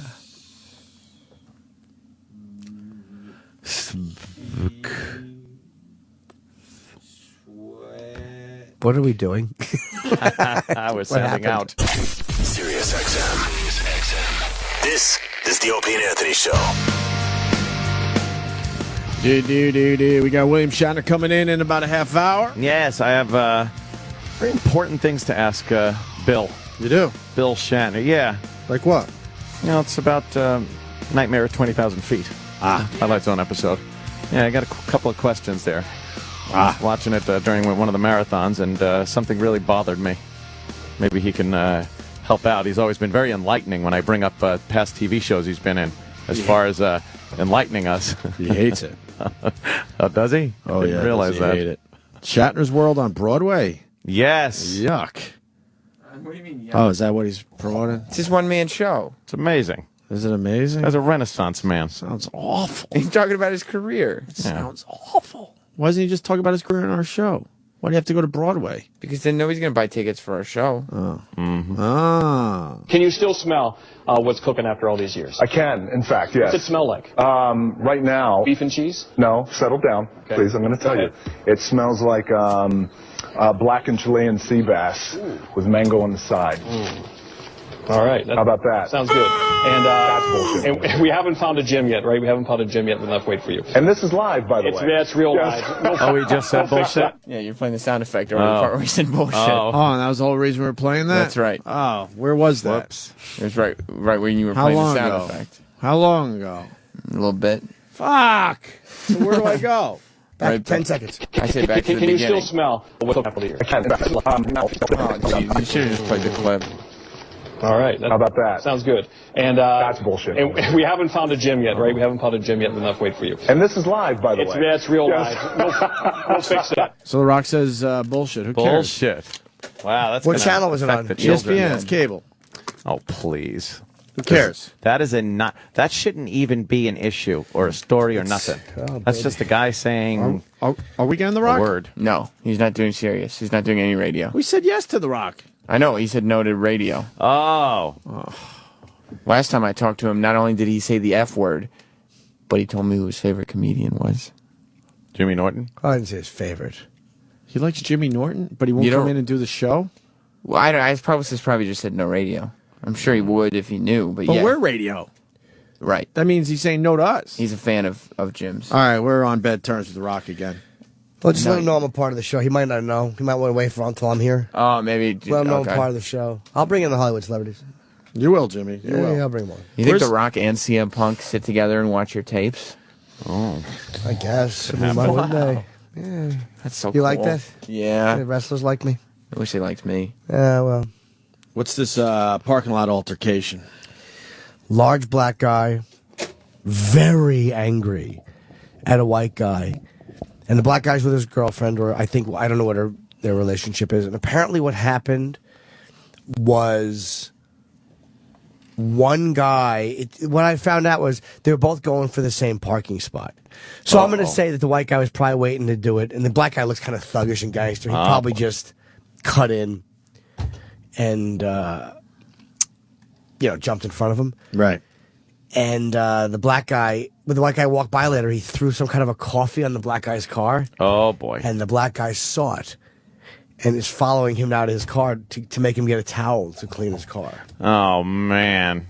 So I don't know how this will play on radio. Maybe terribly. I don't know. Well, I got a few clips. Because how long is this video? 7 minutes, but it goes into a rap song at one point. I don't know why whoever did the video covers it. So we could skip around if we just use the video portion? Yeah, but it's just worth it to hear a little bit of the yelling. Let me get it, Sam. I'll smash your face. Get some, please. I'm getting something. Could you please I'm very sorry. Please. Get it there, no. Oh, boy. That doesn't sound... I love my brother. Man, bust your fucking ass out here, fuck, nigga. Man, go down. Go wear me down. Go wear my shit down. Get your ass, nigga, right now. Stop talking and wear my shit down. Wear me down. Why does he call him a nigger? Wear me down. Get the fuck up talking to me and wax my shit. And then the volume drops out. Now we can see the white guy wiping his car off. Oh, man. White. Dick, move on. Wait. Is that someone breathing? What's wrong? I don't remember that being all that breathing in there. Maybe it was there and I just didn't notice it. So This guy is now wiping down the black guy's vehicle. And it seems really unreasonable. But he threw the coffee on the car. Oh, he did. And he got caught. That's what you learn. Yeah, he threw. You got to make sure no one's looking. You got, yeah. Fucking white! Can you just please be quiet and wipe the cup, please? I'm wiping it right now. Dang. Well, if somebody done that to my car, I'd have been pissed. Man, shut the fuck, man. White. This guy is scared shitless. Oh, this shit. I'm wiping White. This shit. I got paper towels. You need a water, because that drank the sun. Oh, yeah, absolutely. I just slap the fuck out your man. Stop talking to white ball this shit. No point. Can I see your phone? I'll tell you what I'm going to do. Let me see the phone, Kevin. Listen. Wipe this shit. I'm going to go to the car, and then I'm going to give you money to get it detailed. I'm going to give you cash to get it detailed. Holy shit. He is petrified. He does not want that big black guy to punch him in the face. And he really, and that guy, if you see that big guy pointing, his fucking forearm, that is a worked out forearm. And the black guy is getting right in his face and screaming, but he's not. We discussed the video on the way home yesterday, and that could be perceived as a threat. I think that this guy might be on parole or something like that. That could be perceived as a threat. Oh, he is threatening him, as but he's not physical threat. Absolutely, Yeah. but he's not hitting him.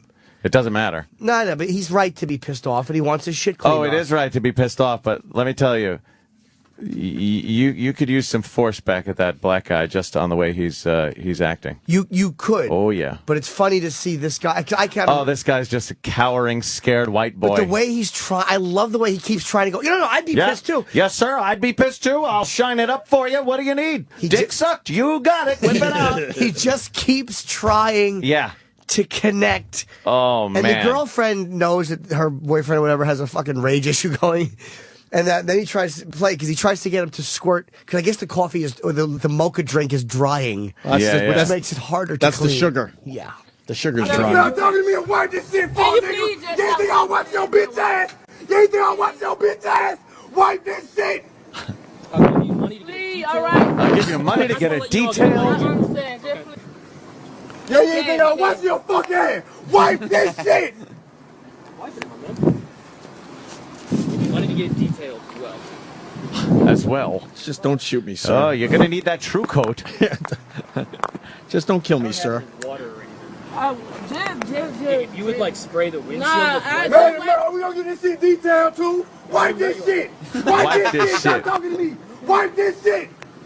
Stop talking to me and wipe. Wipe this shit. Wipe this shit. You could spray this. It would help. Can you just stop talking and just wipe the fucking car? If you could spray it, it would Just help. please, sir. Can you just please? This woman's like, look, you want to get your ass beat. Yeah, because she's getting in between the two. She's begging him, Yeah. just shut up, please. She knows what he's capable of doing. Yeah, she's seen some shit. Bro, please calm down, bro. Calm, bro. Calm. See, she is trying to help. Hey, hello. There's a parking spot right here, and this man tried to get it, and we seen it first. She's on the phone explaining what happened. We seen it first. We seen it first. Now the security guy's pulling up. I thought he stole my spot. The white man out here, he done put water out on the car girl. I was a dick. I was a he dick. told his I sprayed something. Just left the bitch ass home. Yeah, he got mad. They gave my money home, man. We ain't talking about. They gave my money. I said, bitch, hey, home. Just tell him to give him what he owed. Just tell him to give him what he owed. Just tell him to give him what he owed. I'm gonna give him money to Just tell him to give him what he owed. Give him what he owed me. Bro, wait, please. This motherfucker wants some money. Bitch ass I'm trying to. He won't calm down. That he is fucking mad. Go to that. I be I ain't gonna go to mad that. too. Give me my money. I don't give a fuck. Give it to me. Now he wants money. Now he heard money and Wipe my shit down. wipe my shit. He got Good mad morning, because good of morning. that. We got the motherfucking parking spot. Then when he goes The down Perkins to another spot. parking spot, he get out his motherfucking truck, come over here and pull his I'm telling you, motherfucking Loco Choco, whatever the Moco Latino Choco. shit on the motherfucking car. Yeah, but you see how I'm wiping this shit off? Oh, we going down, home. We going down, home.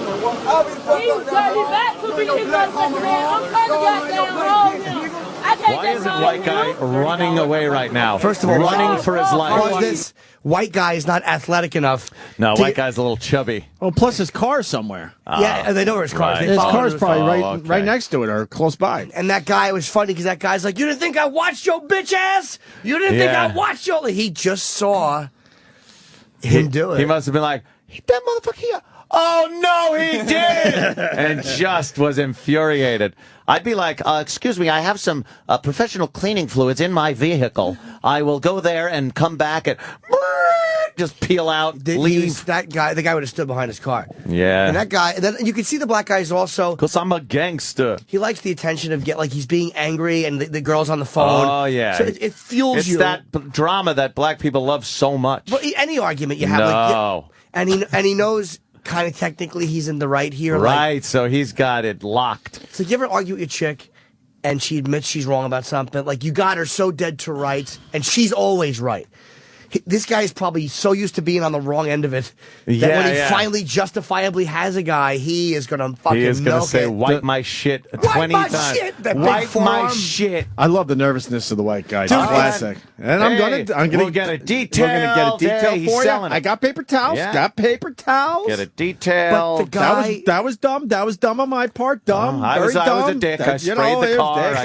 I understand. Oh boy. But I'm amazed at the restraint this guy is showing and not hitting him. Like this, and believe me, this guy could get past his girlfriend if he wanted to. The second that white guy would have done anything that wasn't the equivalent of a dog tucking his tail between his legs and bowing to the alpha dog in the pack, that motherfucker would have ripped his throat out. You're probably right. Yeah. But he's still not ripping his throat out. Yeah, because this guy is bowing to him. But yes, but he also did throwing a mocha drink on a big black guy's car is punch in the face offense. Oh, yeah, you're right. And he's not getting slugged for it. And this guy wants to hit him.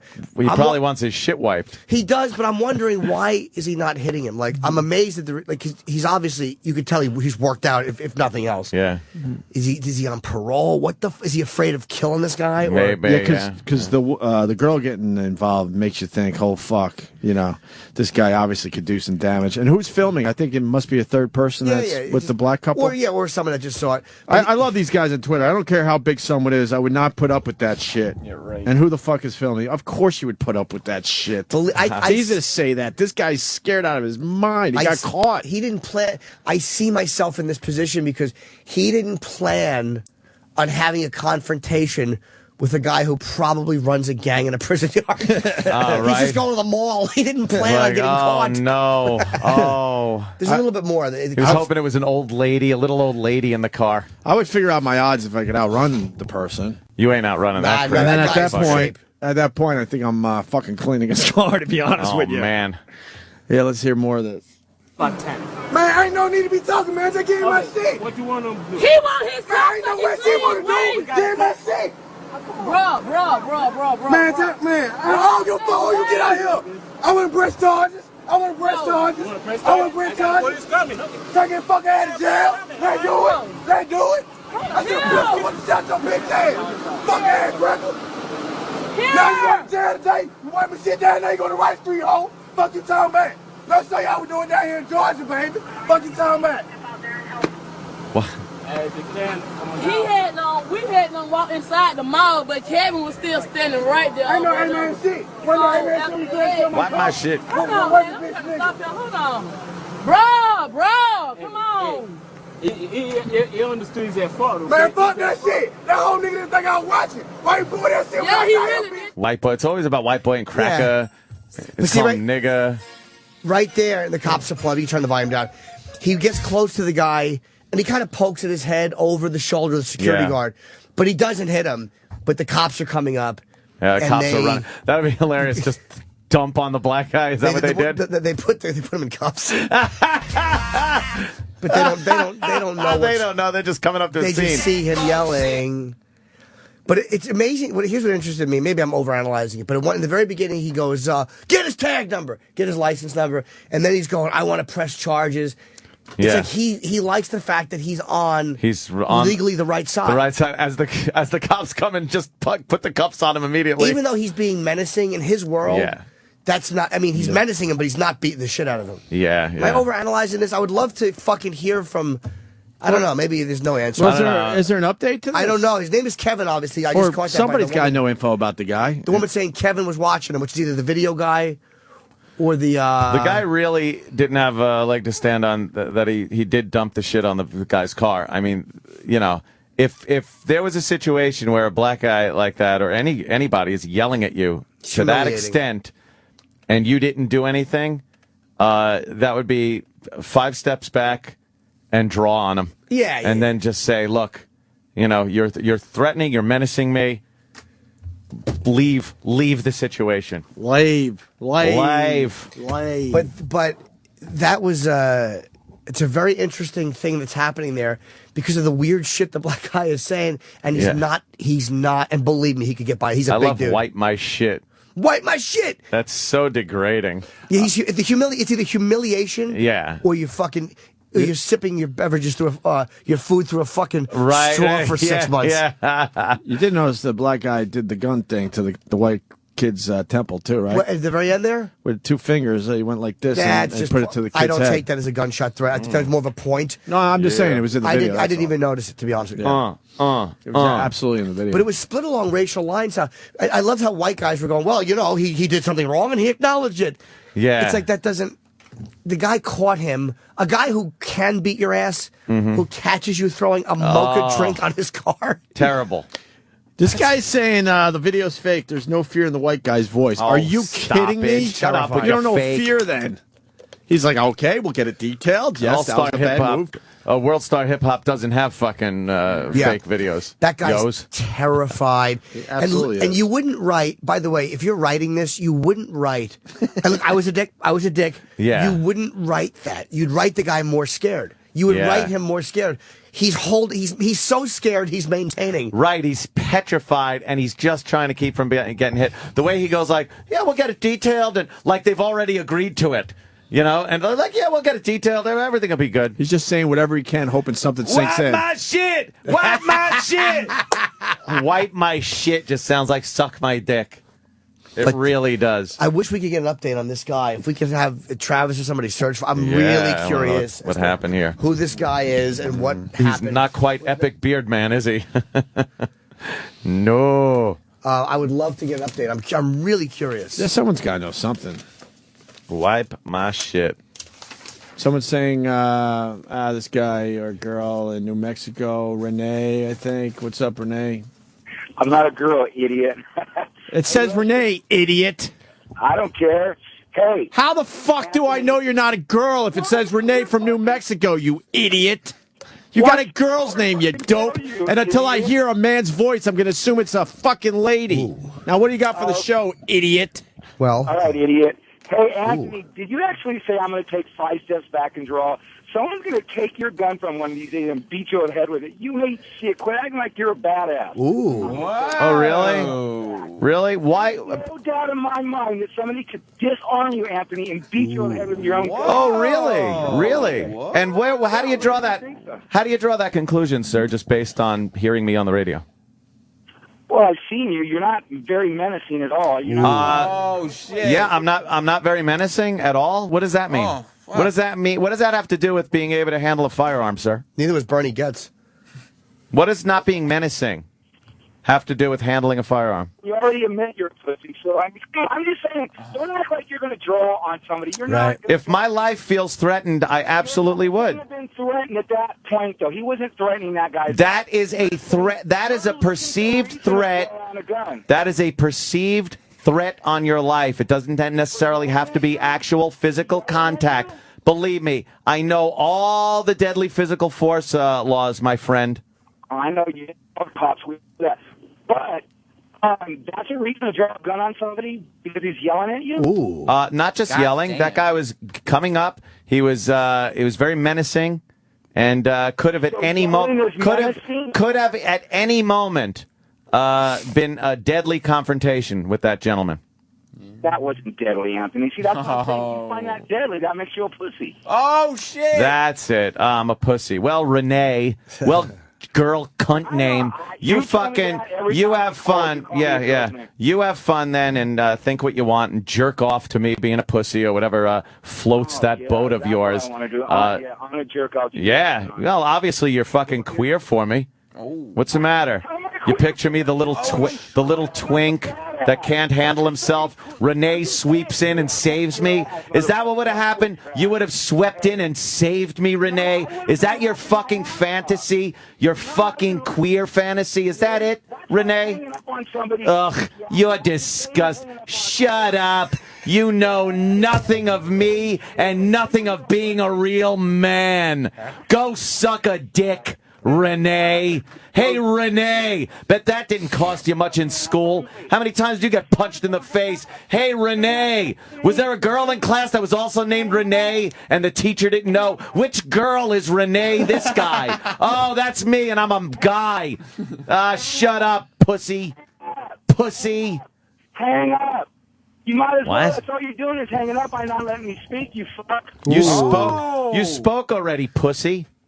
Oh, I'm a pussy. Yeah, you are a pussy. Fuck you, you fucking East Coast faggot. Oh, now we're going to East Coast, West Coast. You're not even West Coast. You're New Mexico. You're landlocked, you fucking fruit. Shut up with your coast shit. Coast. A coast needs water. Shut up. New Mexico, really? Oh, you're hard. Wow, you're badass. I bet there's 20 Indians within a mile of you that beat your ass on a daily basis. 20 drunk Indians can beat you up. Shut up. Yeah, fuck you. You're a pussy.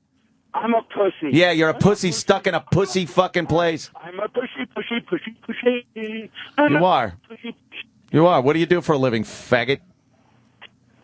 I do radio and comedy. His phone is...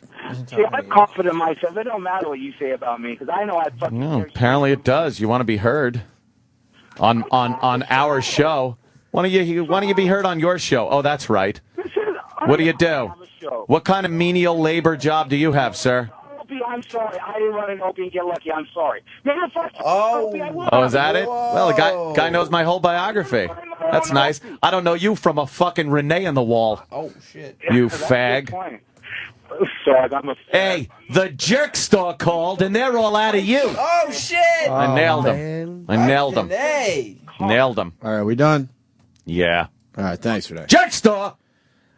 I think the white guy's in the wrong there. Oh, he is. Absolutely. Yeah. He absolutely He's is. lucky.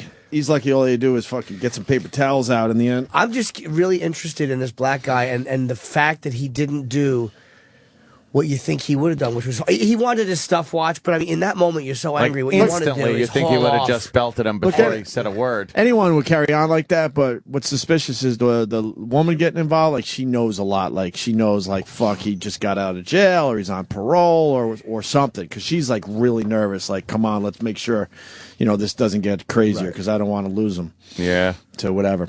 I would be interested in hearing. Quick break, and then William Shatner. Let's do this. Chop, chop. Yeah. Sirius XM. You're listening to Opie and Anthony. All right, William Shatner making his way down the hall. God damn, does he look good for his age? Nah, he looks good no matter what. Lift. And he's walking in. He's walking in as we speak. Yes. The great William Shatner. There he is, William Shatner. I used to be. The great William Shatner. You're greater than ever, I believe. How are you, buddy? You know what? How are you? I made a faux pas. I said, William Shatner looks great for his age. And then I went, no, he just looks great. Oh, my God. You look just great. Well, I feel I'm on top of the world. You are. You're conquering all types of entertainment avenues. Yes. You're all over the place. I've conquered everything. Yes. TV, music, movies, of course, and now a live show. Don't forget the porn. Well, yeah, Porn. of course. Did you ever conquer radio? I don't know about conquering radio, but I started off in radio. You did? Yes, I did radio drama, radio the things. I did all kinds of radio in Montreal. With the Foley work, where you had to make the noises and stuff? With the Foley, yeah. I only know that word from Anthony. I just know it as the noises you got to make. The noises. Yes, the movie noises and radio noises. Yes, you're riding into the sunset. And now, whoa, Kimo-sabe. You did a few westerns in your day, and Yes. you're an equestrian. You like horses. I am. We do radio and horses and horse shows and raise money for kids. You still ride? Still, my greatest achievement, my singular greatest achievement in my lifetime is I won a saddle in a horse competition. I got the highest points and something or other, and they gave me a really good saddle. And I use that saddle, and it has high point winner on whatever it is on the, and it's no award that I've ever received equals the prestige and the value of this saddle. Of winning that saddle. And my wish for years was a belt buckle. If only I could win a belt buckle. I would wear it instead of around my waist. I'd wear it around like a tiara. Around your waist, if you've got any kind of a pot, your pot spills over your belt buckle, right? Yeah. So it's disguised. There's a little sliver of silver beneath your belly. But on your head, that is especially if you've got lights on it, like twinkling lights. What type of your belt buckle? It would be beautiful. What type of competitions? What type of competitions do you Raining. Yeah. Do you know that? You're nodding your head like like the New York boy knows what I'm talking about. Raining. I got it. I was in Jersey. We have it. No, I was raised out in San Juan Capistrano. And I did a lot of riding when I was a kid. A lot of Western. I did gymkhana, pole bending, barrel. All right. Barrel so then you're what I'm clover talking leaf. about. Yeah. Sliding stops and where four turns around, changing leads, fast and slow. Yeah. All the cleaning. I'm winning. At my age, I'm against 18-year-olds who were born in a saddle, and I am knocking on the door every time I'm on a horse. Raining's all about control. It's a dressage. It is control. When did you win the saddle? A couple of years ago, and I won a belt buckle this year. Oh, you did get your belt buckle. You got the belt buckle. Oh, nice. yeah. Why aren't you wearing it on your head? Yeah. It is. People think it's part of me. A belt buckle, that is, because in riding, a belt buckle is a very prestigious award. Like exactly. I mean, you see these cowboys with their big belt buckles. I mean, you could buy a belt buckle that says, good, or New York City or something like that. But it doesn't say champion. When you win it. When you win it, it's like getting the Academy Award. It is. Yeah. You're into so many things, and, boy, you haven't slowed down. It's great. What's this Broadway show about? Listen, we've all become buddies over the years coming in here, big stars, and talking, and so the interview becomes something about myself, right. And I tell you an incident and try and intrigue you into whatever it is I've done that I'm trying to acquaint the public with. Like the last time we were talking was about my record. Yes. Well, many of those stories are amplified, are really interesting. They're aspects of my life. Like, for example, you were talking about the riding.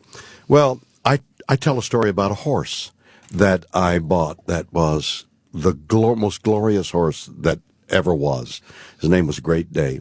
And how I made him into a breeding horse. And once he became a breeding horse, they started putting pawing chains on him. And then they put kicking chains on him. And they put poles on him to keep him from savaging himself because he would get so agitated.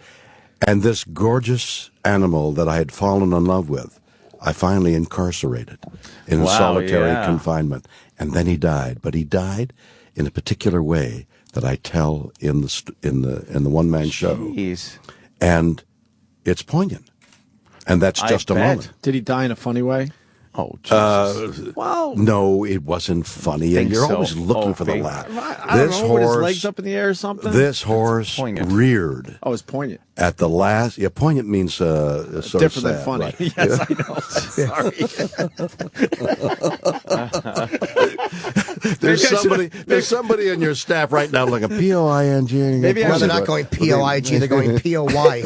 Right, exactly. Maybe I should have picked up on the poignant part of it. So listening ironic. would be really good. You know what's so ironic?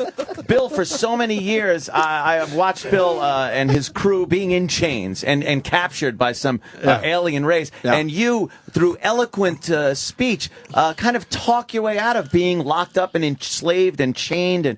And then, ironically enough, your own horse suffers one of the fates that you did in many What is Star that? Trek Isn't episodes. that interesting? Yes, So yes. I want to plug where it is, by the way. February 14th through 24th, Music Box Theater. Tickets are at shatnersworld.com. It's on Broadway. It's opening in a one-man show on Broadway, February 16th, through the March 4th limited run. Can we and go? Then, and then I'm on tour. Yeah, of course. You all can go. Free? And come. And listen, the tickets aren't very expensive. And this show is so successful that I think you should invite a large number of the members of your audience. Yes. I would love to go see it. Yeah, absolutely. Over the years, I seriously. think people have realized you are a fantastic storyteller.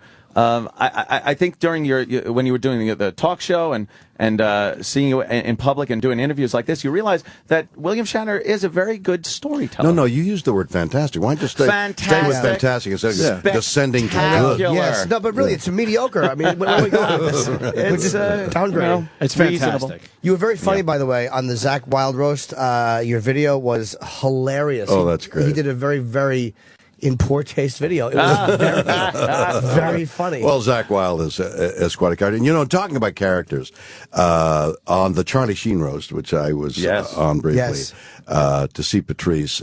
I don't know whether you know this, and forgive me as I tell it to you.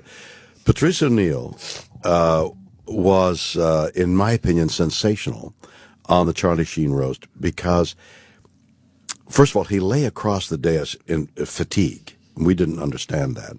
And he just laid out in absolutely realistic terms, which were so funny, the idiocy of doing a roast. Okay, so that was funny. And then he talked to me personally on the air, you know, what are you doing? And I answered him back by saying, what you're doing right now is it's incredibly funny because it's so real, because nobody else is going there. Okay? When we went to get our cars, he was there.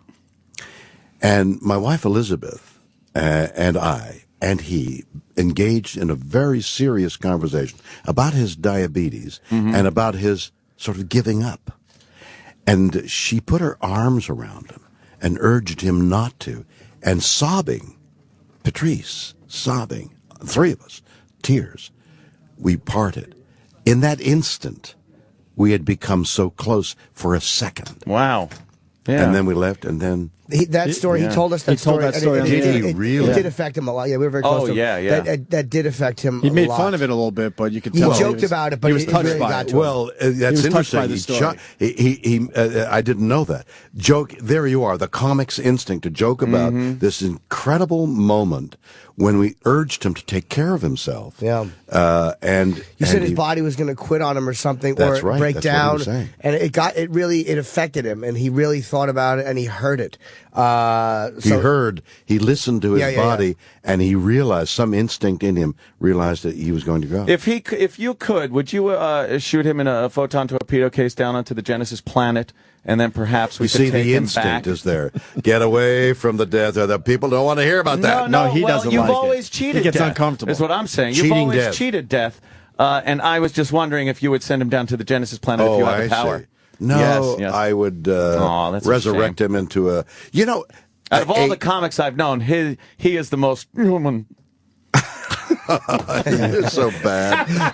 But I tell you, a laugh line, and he would have them. A laugh line is a work of art, isn't it? I mean, a good joke is everything. Yeah. I mean, it's like a fine painting, a good joke.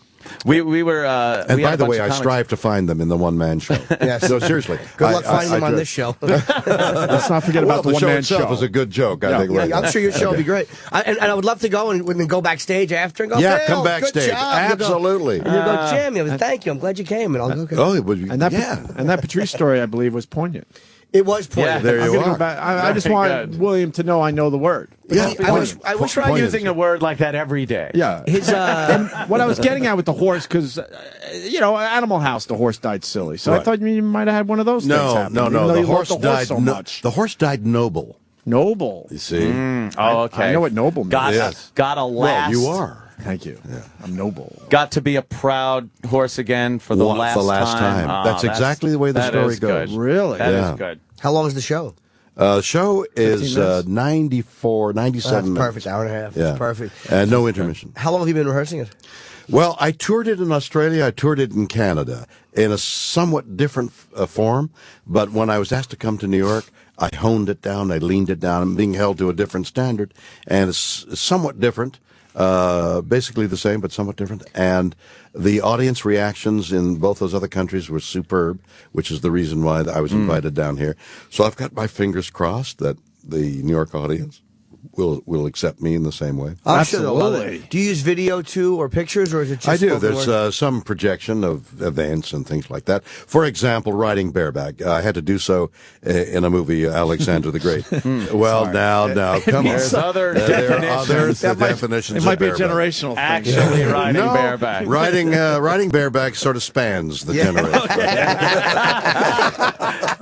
Yes. There's a commonality among us all about the bareback. Yeah. But riding bareback on a horse presents a number of problems. Yeah. Some are obvious, and some are not, like getting up. How do you get on the horse? It does take a good swing. You grab onto that little piece of mane and just swing your legs up. Yes, but what if you have a cape and a sword and a skirt and a boot? And Right, that's a little presents rough. a problem. And what did the Greeks, because this was Alexander the Great, what did the Greeks wear under their kilts? Yeah. Oh, wow. Yeah, that gets you a little... see, it gets a little touchy. Did they wear nothing under their kilts? Well, who knows? That was 2,300. What do Scots wear under their kilts? Yeah. I notice I've got all your attention now. Your attention was wavering when I was talking about nobility and poignancy, but talk about getting what do Scots wear under their kilts has got riding your a attention. horse bareback and without any undergarments on, that would be a little messy. chafing would be awful. Especially, if you're the proud possessor of a large sword. Oh, that is true. Yeah. They You did it in watch China out. for centuries. Nobody noticed. When it got to Greece, it was a problem. Because I could attest You mean those horses were small? Yeah. Right. I could attest that even with pants on and the proper undergarment, you still sometimes, if the horse takes a misstep, you can get hurt. Yes. Down there, yes. Now, in your experience, as a equestrian, men get hurt. I mean, a horse stops suddenly, and you can't ride for several minutes. Right? What do women get pleasure out of it? Well, I have. When I was riding, it was at a stable. And there was a lot of there were girls there, and they would ride bareback a lot. And scream. It did look like they were in enjoying ecstasy themselves. with the horse. Yes, the guys would ride bareback, and you'd be grimacing the whole time. Because your and tail's girls getting are beat just up. having fun. No, trot, damn it! And they hit the horse. And then you got to tell her, get on top of the horse. And she's like, oh, Jimmy! Those little mishaps. Did the girls lean forward just slightly?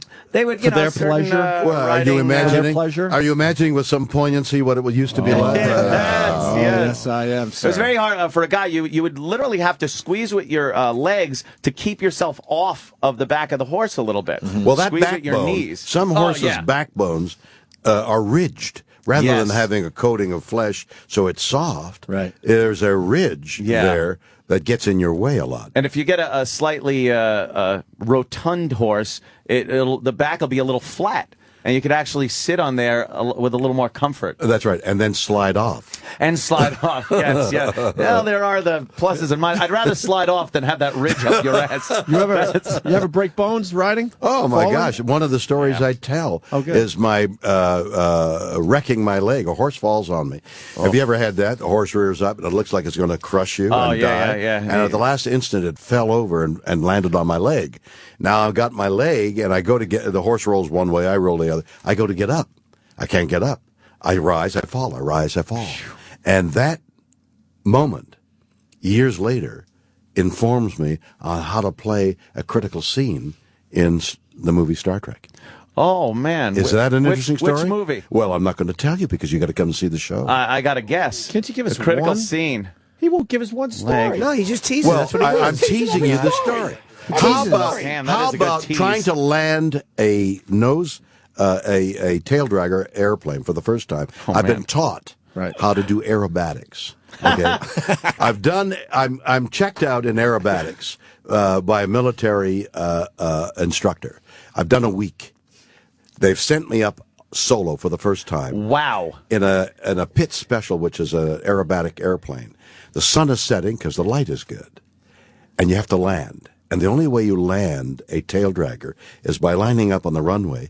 And then when you're over the runway, you look down to see if you're on the runway, and then you go, and then you land. Wow. Because, as you can imagine, you're in a flare position, the nose is high, you can't see in front of you like you can in the Cessna, which lands on a tricycle. On strike gear. Oh, my God. And I missed the runway. So you're off the runway. I'm off the runway. But he's not going to tell us what happened. No, because the sun sets. We know you lived. Well, now, the answer to all these questions are at the Music Box Theater. He's always the best. Starting February 16th. February 14th. We had the 14th. February, well, that's the previews. 14th and 15th are the previews. I open February 16th, and I run until March 4th. And then I begin, a week after that, a 15-city tour. Are we invited to the... you are invited. The 14th through the 16th? Invited. Right. Can I ask you this? Please. When the horse fell on you, yes. what injuries did you get in real life? They mashed my leg. And I was taken to a hospital, and there was an adventure there, too.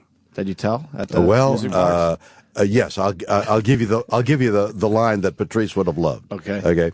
I'm asked to pee in the bottle, and I'm sitting. I can't move, so I'm sitting on the edge of the bed peeing into the bottle with the curtains closed, and the curtains open up, and a nurse looks at me. She looks at me. She says, "Oh my God, I'm your biggest fan." Does it sound like a fun show? Yeah. Eh? Does it sound like a show you want to go see? It would have been a better story if it was George Takei. No, that's a different story. I would absolutely go. That has a poignancy to it that I don't. You talk about your career, too, obviously, some career stories. I go through my life and tell you incidences. You know, the questions of who you are, what you are, why am I here, they're all rhetorical questions because there's no answer. I mean, why are you here? True, yeah. But if you were to say, well, this is what I've done, this is what I hear, what I used to do, this is what I'd like to do, you figure it out. Why am I here? Mm-hmm. And essentially, that's what I'm doing. I'm giving you aspects of my life that I think are interesting, a couple of which I've just mentioned, and then perhaps you can help me come to a conclusion. Who am I? What am I? Do you take time off? You're very interesting to me because you work, like every time we see you, it's a new project. It was the book and the CD last time. Always different. Now it's this time. It's this TV project. It's like every time you're doing something. It's like what an amazing life to always be doing something. It is, and that's what I mean, to me, it's like ordinary. A few weeks ago, a couple months ago, on a Thursday, I was directing a documentary on the last Xena convention, okay? And the people who go. I flew on Friday to New Orleans and did a speaking engagement on Saturday in New Orleans. Flew back Saturday night to Los Angeles and continued filming the Xena convention on a Sunday. Now, that to me is like, that's my life. You enjoy that, though, don't you? Well, yes and no. I mean, I don't want to go from home. I want to be on a horse. I want to be with my wife. I want to be with my grandchild. But that's my life. And here I am doing reams of publicity. You know, it's 4 o'clock in the morning for me. Getting up at 7 o'clock in the morning. It's 4 o'clock in the morning for me. I'm up at 4 o'clock my time in order to tell you guys I'm doing this one-man show, which is, you know, scary. It's scary going on stage at the Music Box Theater alone. Yeah. But all I've got is the proof that it worked before. It should work again. And you're a legend who doesn't. That's the amazing part. Is you for many years could have relaxed and done nothing, and every time it's not just a new bullshit project. It's like a really involved work. Like a one-man show is a real thing. That's 90 minutes of performing alone. Right. And you've transcended the Star Trek thing. You've gone beyond that to become, you know, you're William Shatner. It's not like, hey, it's Captain Kirk. You know, you've worked on so many other projects now that's part of your life, but it doesn't define you anymore. And that's exactly one of the themes of the one-man show. Oh, okay. I speak for about 15 minutes about Star Trek, but not, you know, Captain Kirk. And I talk about aspects that you guys wouldn't know about, like how my relationship with the National Aeronautics Space Administration, NASA. my relationship with them and what happened. Like the last wake-up call, on the last shuttle, on the last morning, was I woke them up. Oh, right. Yeah. Wow. So it's a wow. And that's what I hope you'll say time and again in this one-man show. Wow. Well, how many, of all the years you've been famous, who was somebody that was a fan of yours that you were surprised about? Like, hey, I'm a big, I grew up watching you, I love you, and you're like, oh, Jesus, I really have made it. You've just surprised me. Well, Jimmy Norton. No, but I'm not a fan. That surprises me too.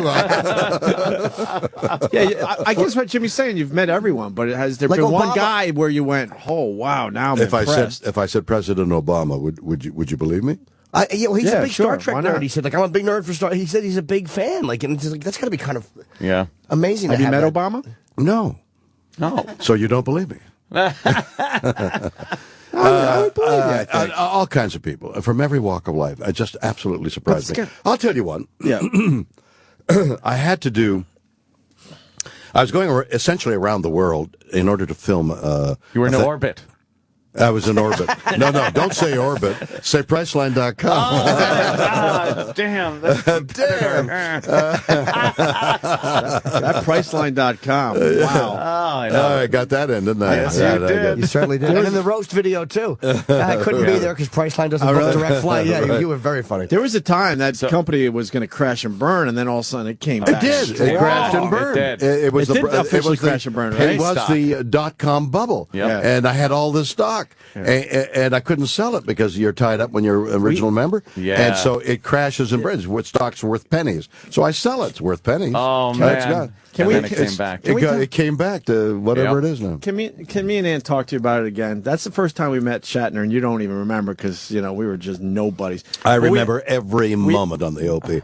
Anthony actually imitated you before and had to introduce you on stage at the big Priceline We're All Millionaires party that we had to go to. Oh, really? But we didn't have the stock like everyone else in the room. It was a big warehouse. What, north of the city? Yeah, you were.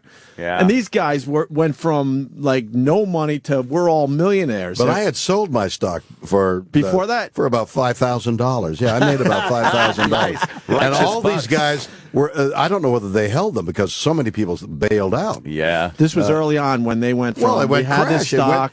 The all stock rich. came out at, I don't know, $5-7, something like that. And it went to $150 during the dot-com bubble. And everybody's saying, we're rich. As soon as we can sell, we're going to sell because you're locked up. Then it crashed while you were locked up. Oh, that makes me feel much better about what we saw I hope that so. day. I now see this poignant smile on your face. So. I feel better now because we're walking around like, well, we're not rich like these people. These guys went from what we were to millionaires. And now they're back to what you are. But you're trying to tell me they never officially were millionaires. No. Fuck, that's great. Paper millionaires. Can you say that word on the air? Yes. Sorry. We encourage it. Sorry, you want to say one? Didn't the FDA, I was going to say, FCC. Not satellite. No, we're free. We can do what we want. Didn't that just cost you $500,000? It would have on regular terrestrial that type would have been, radio. Well, what are we on? Satellite. I don't even know why Get away. There's nobody listening to us. Exactly. You finally realized after all these years. After all these years, there's 7 people in Poughkeepsie. This is satellite? Why am I wasting my time? All these years you thought we were just saying shit and getting in trouble for it? That happens. So wait, what story? You were just telling a story. What was it? Yes. Oh, about the person yeah. you said a surprising one. Who was All right, so I've got to go around the world in order to film this documentary I directed called The Captains. I was here on it, in which we played on the aircraft carrier, the Intrepid here. The sun is setting, and the lights of New York on one side, the sun setting, and we're playing The Captains, one of the great moments in my life. And I had to go around the world in an airplane. I had to go commercial. I couldn't go commercial. It was too fast, too much. I just couldn't do it physically. And I called the head of Bombardier, America's great airplane manufacturer, and called. I say, listen, can you help me? And the head of the company, Steve Rodolfi, says, I'll help you. And he lends me an airplane. He lends you an airplane. And I land in Toronto to pick up equipment and stuff, and he meets me at the airplane. He says, I would not have become an aeronautical engineer and thusly move up the company to become CEO of something or other there. If it hadn't been for you. Wow. Oh, man. Is that a wild That's thing? a good trade-off. It was a great trade-off. Yeah. Of course, the Bombardier airplane is featured in the documentary, but what an extraordinary moment. But to be able to call the head of an airline, that to me is the greatest part. Sure. Like, I just called the head of the airline. It's fun to be you. Who do you well, get to no, call, but I had a Volkswagen, a sort of an expensive Volkswagen, and the transmission fell out. And here's the payoff for them. So I called the guy that I bought. He says, "Well, I can't help you there." I said, "This is ridiculous. This is an expensive car, and the transmission's just stopped. I'm going to call the head of the company." I call the head of North American Volkswagen. What's going on here? I bought an expensive car. He said, "You're right." And they replaced the transmission free of charge. So you got on the phone. Did he know you were calling, or did you just go, "Hi, this is William Shatner"? Well, I said no. It was a cold call, and and here is what I think, and this is for your audience. Yes. I think that anybody who's doing something that they're selling to the public is very conscious of the fact that they want their product to be well received by the public, and part of their job is to take a public complaint and to do something about it. So if you've got a real complaint, a legitimate complaint about something you've bought that should work and doesn't work, you have a reason to call, not only, first of all, the people who sold it to you, and then move up the line. It's only a phone call. I'm agree. calling to friggin' complain. I don't know for sure we're on satellite today. We might have went back to regular radio. Right, there. exactly. About this product. Although it's a different effect if, like, say Sam, who is Sam, he's that zilch in the corner. Now, if he calls, is a little different than when you pick up the phone and there's an icon on the other end. You can recognize his No, voice. but then you could say, "This is Sam, the zilch in the corner, Right. that is complaining about your product," and you will get attention. Yeah, you're right. And also I've written letters to Continental Airlines when I've had issues, and they have gotten back to me and fixed it, because if you take the time to do that, they think it's worth helping you. Most major companies have a department of 1 or 50 people who are whose job it is to take care of the public complaints. Dear Continental Airlines, there's a man on the wing, and I was very disappointed with my trip. It was very frightening. For some reason, Bill, that wife that you had in that show, right? You just had a nervous breakdown in the show, The Twilight Zone, A Nightmare at 20,000 Feet. And why didn't she sit by the window and you tell her, "Look, you want to help me? Look out the window the entire flight. Just stay awake and look. I'm going to sit here and not have to deal with that thing on the wing."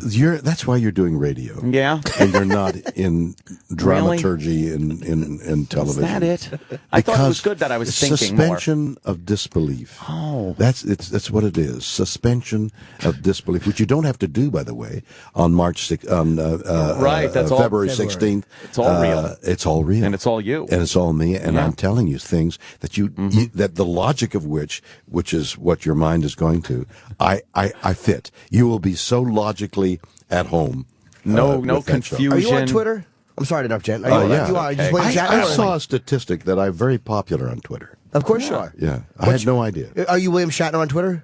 Yeah. Okay, you got the name. Yeah, well, that's Of course good. he did. Well, Well, who you else never would know. I be? There might be some William Zilch in the Shatner corner. There might be a William Shatner in Canada that doesn't want to give your name away. Some professor from a community college. Yeah. What kind of guy was Yeah. Rod Serling? Because I've met very, very few people that ever met Rod Serling. Yeah. Yeah, kind of a mysterious guy. He is. He was a very... Did you get to know him at all, or was he... I worked with him in live television. By the way, I tell some live television stories. I'm a relic from those days. He was very hard to know. I, of course, was a young actor and was in awe of all the stuff I was doing, so I wouldn't have approached him like I would now. Right. Say, "What kind of a guy are you?" But he was removed. I'm sure he was very warm, and his wife, the last thing I knew, was still alive and speaking very fondly of him. Now? Recently. So he was, but he was a terrifically creative guy. And the people that he surrounded himself with, the writers that he surrounded himself, I got to know. I did a movie with one of them, and they all came and helped this writer. And the movie I did which this writer wrote, these guys, this group of people that he surrounded himself with, call themselves the Green Thumb. And among them were Richard Matheson, and who's become so famous as a writer, I think director as well, producer. Just as an incidental story, the writer of the movie, which was called, I'll think of it in a second, he died of the disease where you age so quickly. Progeria? Progeria? Well, that's for kids, though. He's 30 years old. He's finished the movie. It's his greatest triumph. We did it from a book that he had written. So and we go down south and make the movie, and all his friends are with him. It's the most glorious moment in his life as a writer. A movie is produced of a book that he wrote, and all his friends are around him, and we all love him, and we make the movie, and it's like great. And then in about a year, he becomes 95. Jeez. Yeah. Is that science fiction or what? Wow. Man. And he died, right? And he died. You know what? A shot of adrenaline probably would have fixed him, like Bones gave you guys when you got old in that episode because you went down to the planet. And remember that one? I love you. And you were old. You. And then, I love you. And then Bones went, adrenaline. You gotta give it adrenaline because he was all old, and it worked. Oh my God! I wish I'd thought of that. Yeah. I don't know. I've seen Star Trek and I've watched it, but I know very little of it. Me too. Me too. I've forgotten more than you remember. Oh, you smoke and forget. You smoke pot, William? Did you ever smoke pot? Oh, all the time. Really? No, they used to. It's a great drug. What are you talking about? I'm thinking about doing it again. It was you mean like groovy now? In the day? Yeah, why not? It's been about, I don't know, 20 years for me. Well, why do you bring that subject up? I don't know. You just kind of... Just introduce the subject. You kind of laugh at things. Oh. Well, like you a pothead would. You seem high in a good way. Me. And you seem a little high right now. No. I'm drinking tea here. Okay. No, that's me. I take decaffeinated beverages all the time. Yeah. My coffee is decaf. I don't need caffeine. And I've been actually, other people have said that, you see, but I don't take drugs anymore. Yeah, I've been clean for a really long time. Yeah, occasional grass cigarette when in the day. It was terrific. Now the younger William Shatner that you were talking about, like doing the Twilight Zones and stuff like that, and now, what would you say is the biggest difference that let's not say age, we'll say experience has given you between those years? Well, on the show. On the one-man show at the Music Box Theater, I talk about going on stage as an understudy without any rehearsal in the longest speaking role in the English language. Oh man! Okay, I'd only rehearsed it because I was in a little room at the theater. I lived in a small one-room thing while I was at this classical theater at Stratford, and I was understudying Henry V. And I was drilling it for some reason. I don't know why I was drilling the words into my head. But there had been no rehearsals because we were playing at night and rehearsing something else during the day.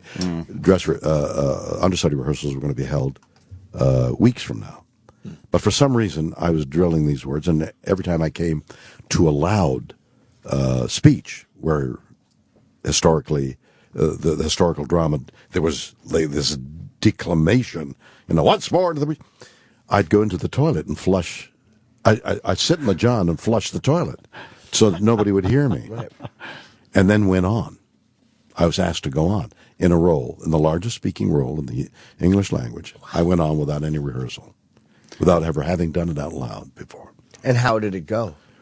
It went extremely well. I'm telling you that because I was a callow youth. And arrogant, I guess, to say yes. I mean, how could you possibly say yes to something like that? Because I was asked, will I go on? Uh-huh. If you were to ask me now, my response would be, Are you crazy? What? Well, that's the dumbest thing I've ever heard. How can you ask somebody to go on who's don't even know the names of the actors that you're acting with? How long is the part if it's the biggest English-speaking part? You mean in terms of time? Yeah, or what makes it the longest? It's all these set speeches that Henry V. It's a historical drama written by Shakespeare that celebrated the English victories over the French. And so he just starts yelling and screaming about how good it is, every other page. Can you do the Shakespeare accent now at all, or do you do that? Shakespeare accent? Well, yeah, that's not that English accent. Well, no. See, that's one of the fallacies I think about American and Canadian actors, for that matter. You assume you've got to say be English. You've got to do it. Why? I said accent incorrectly. I meant to say the I'm dialect. so glad you said accent. Gave me something to say. No, but you were very good too. You sounded British. But no, I meant the dialect, like the way he would come hither. They would talk very odd. Come hither. I'm really not making a good point. And he knows what I'm saying. You're He's talking watching me swing. I understand exactly what you're saying. Get the universal translator. The iambic. Like you spoke to the Gorn with. See, that's why I think he smokes pot. Filled with trivia. Listen. His life is trivia. We're getting, Bill, it is. We're getting killed. We got to get him out of here. Iambic pentameter. Yes. Shatner.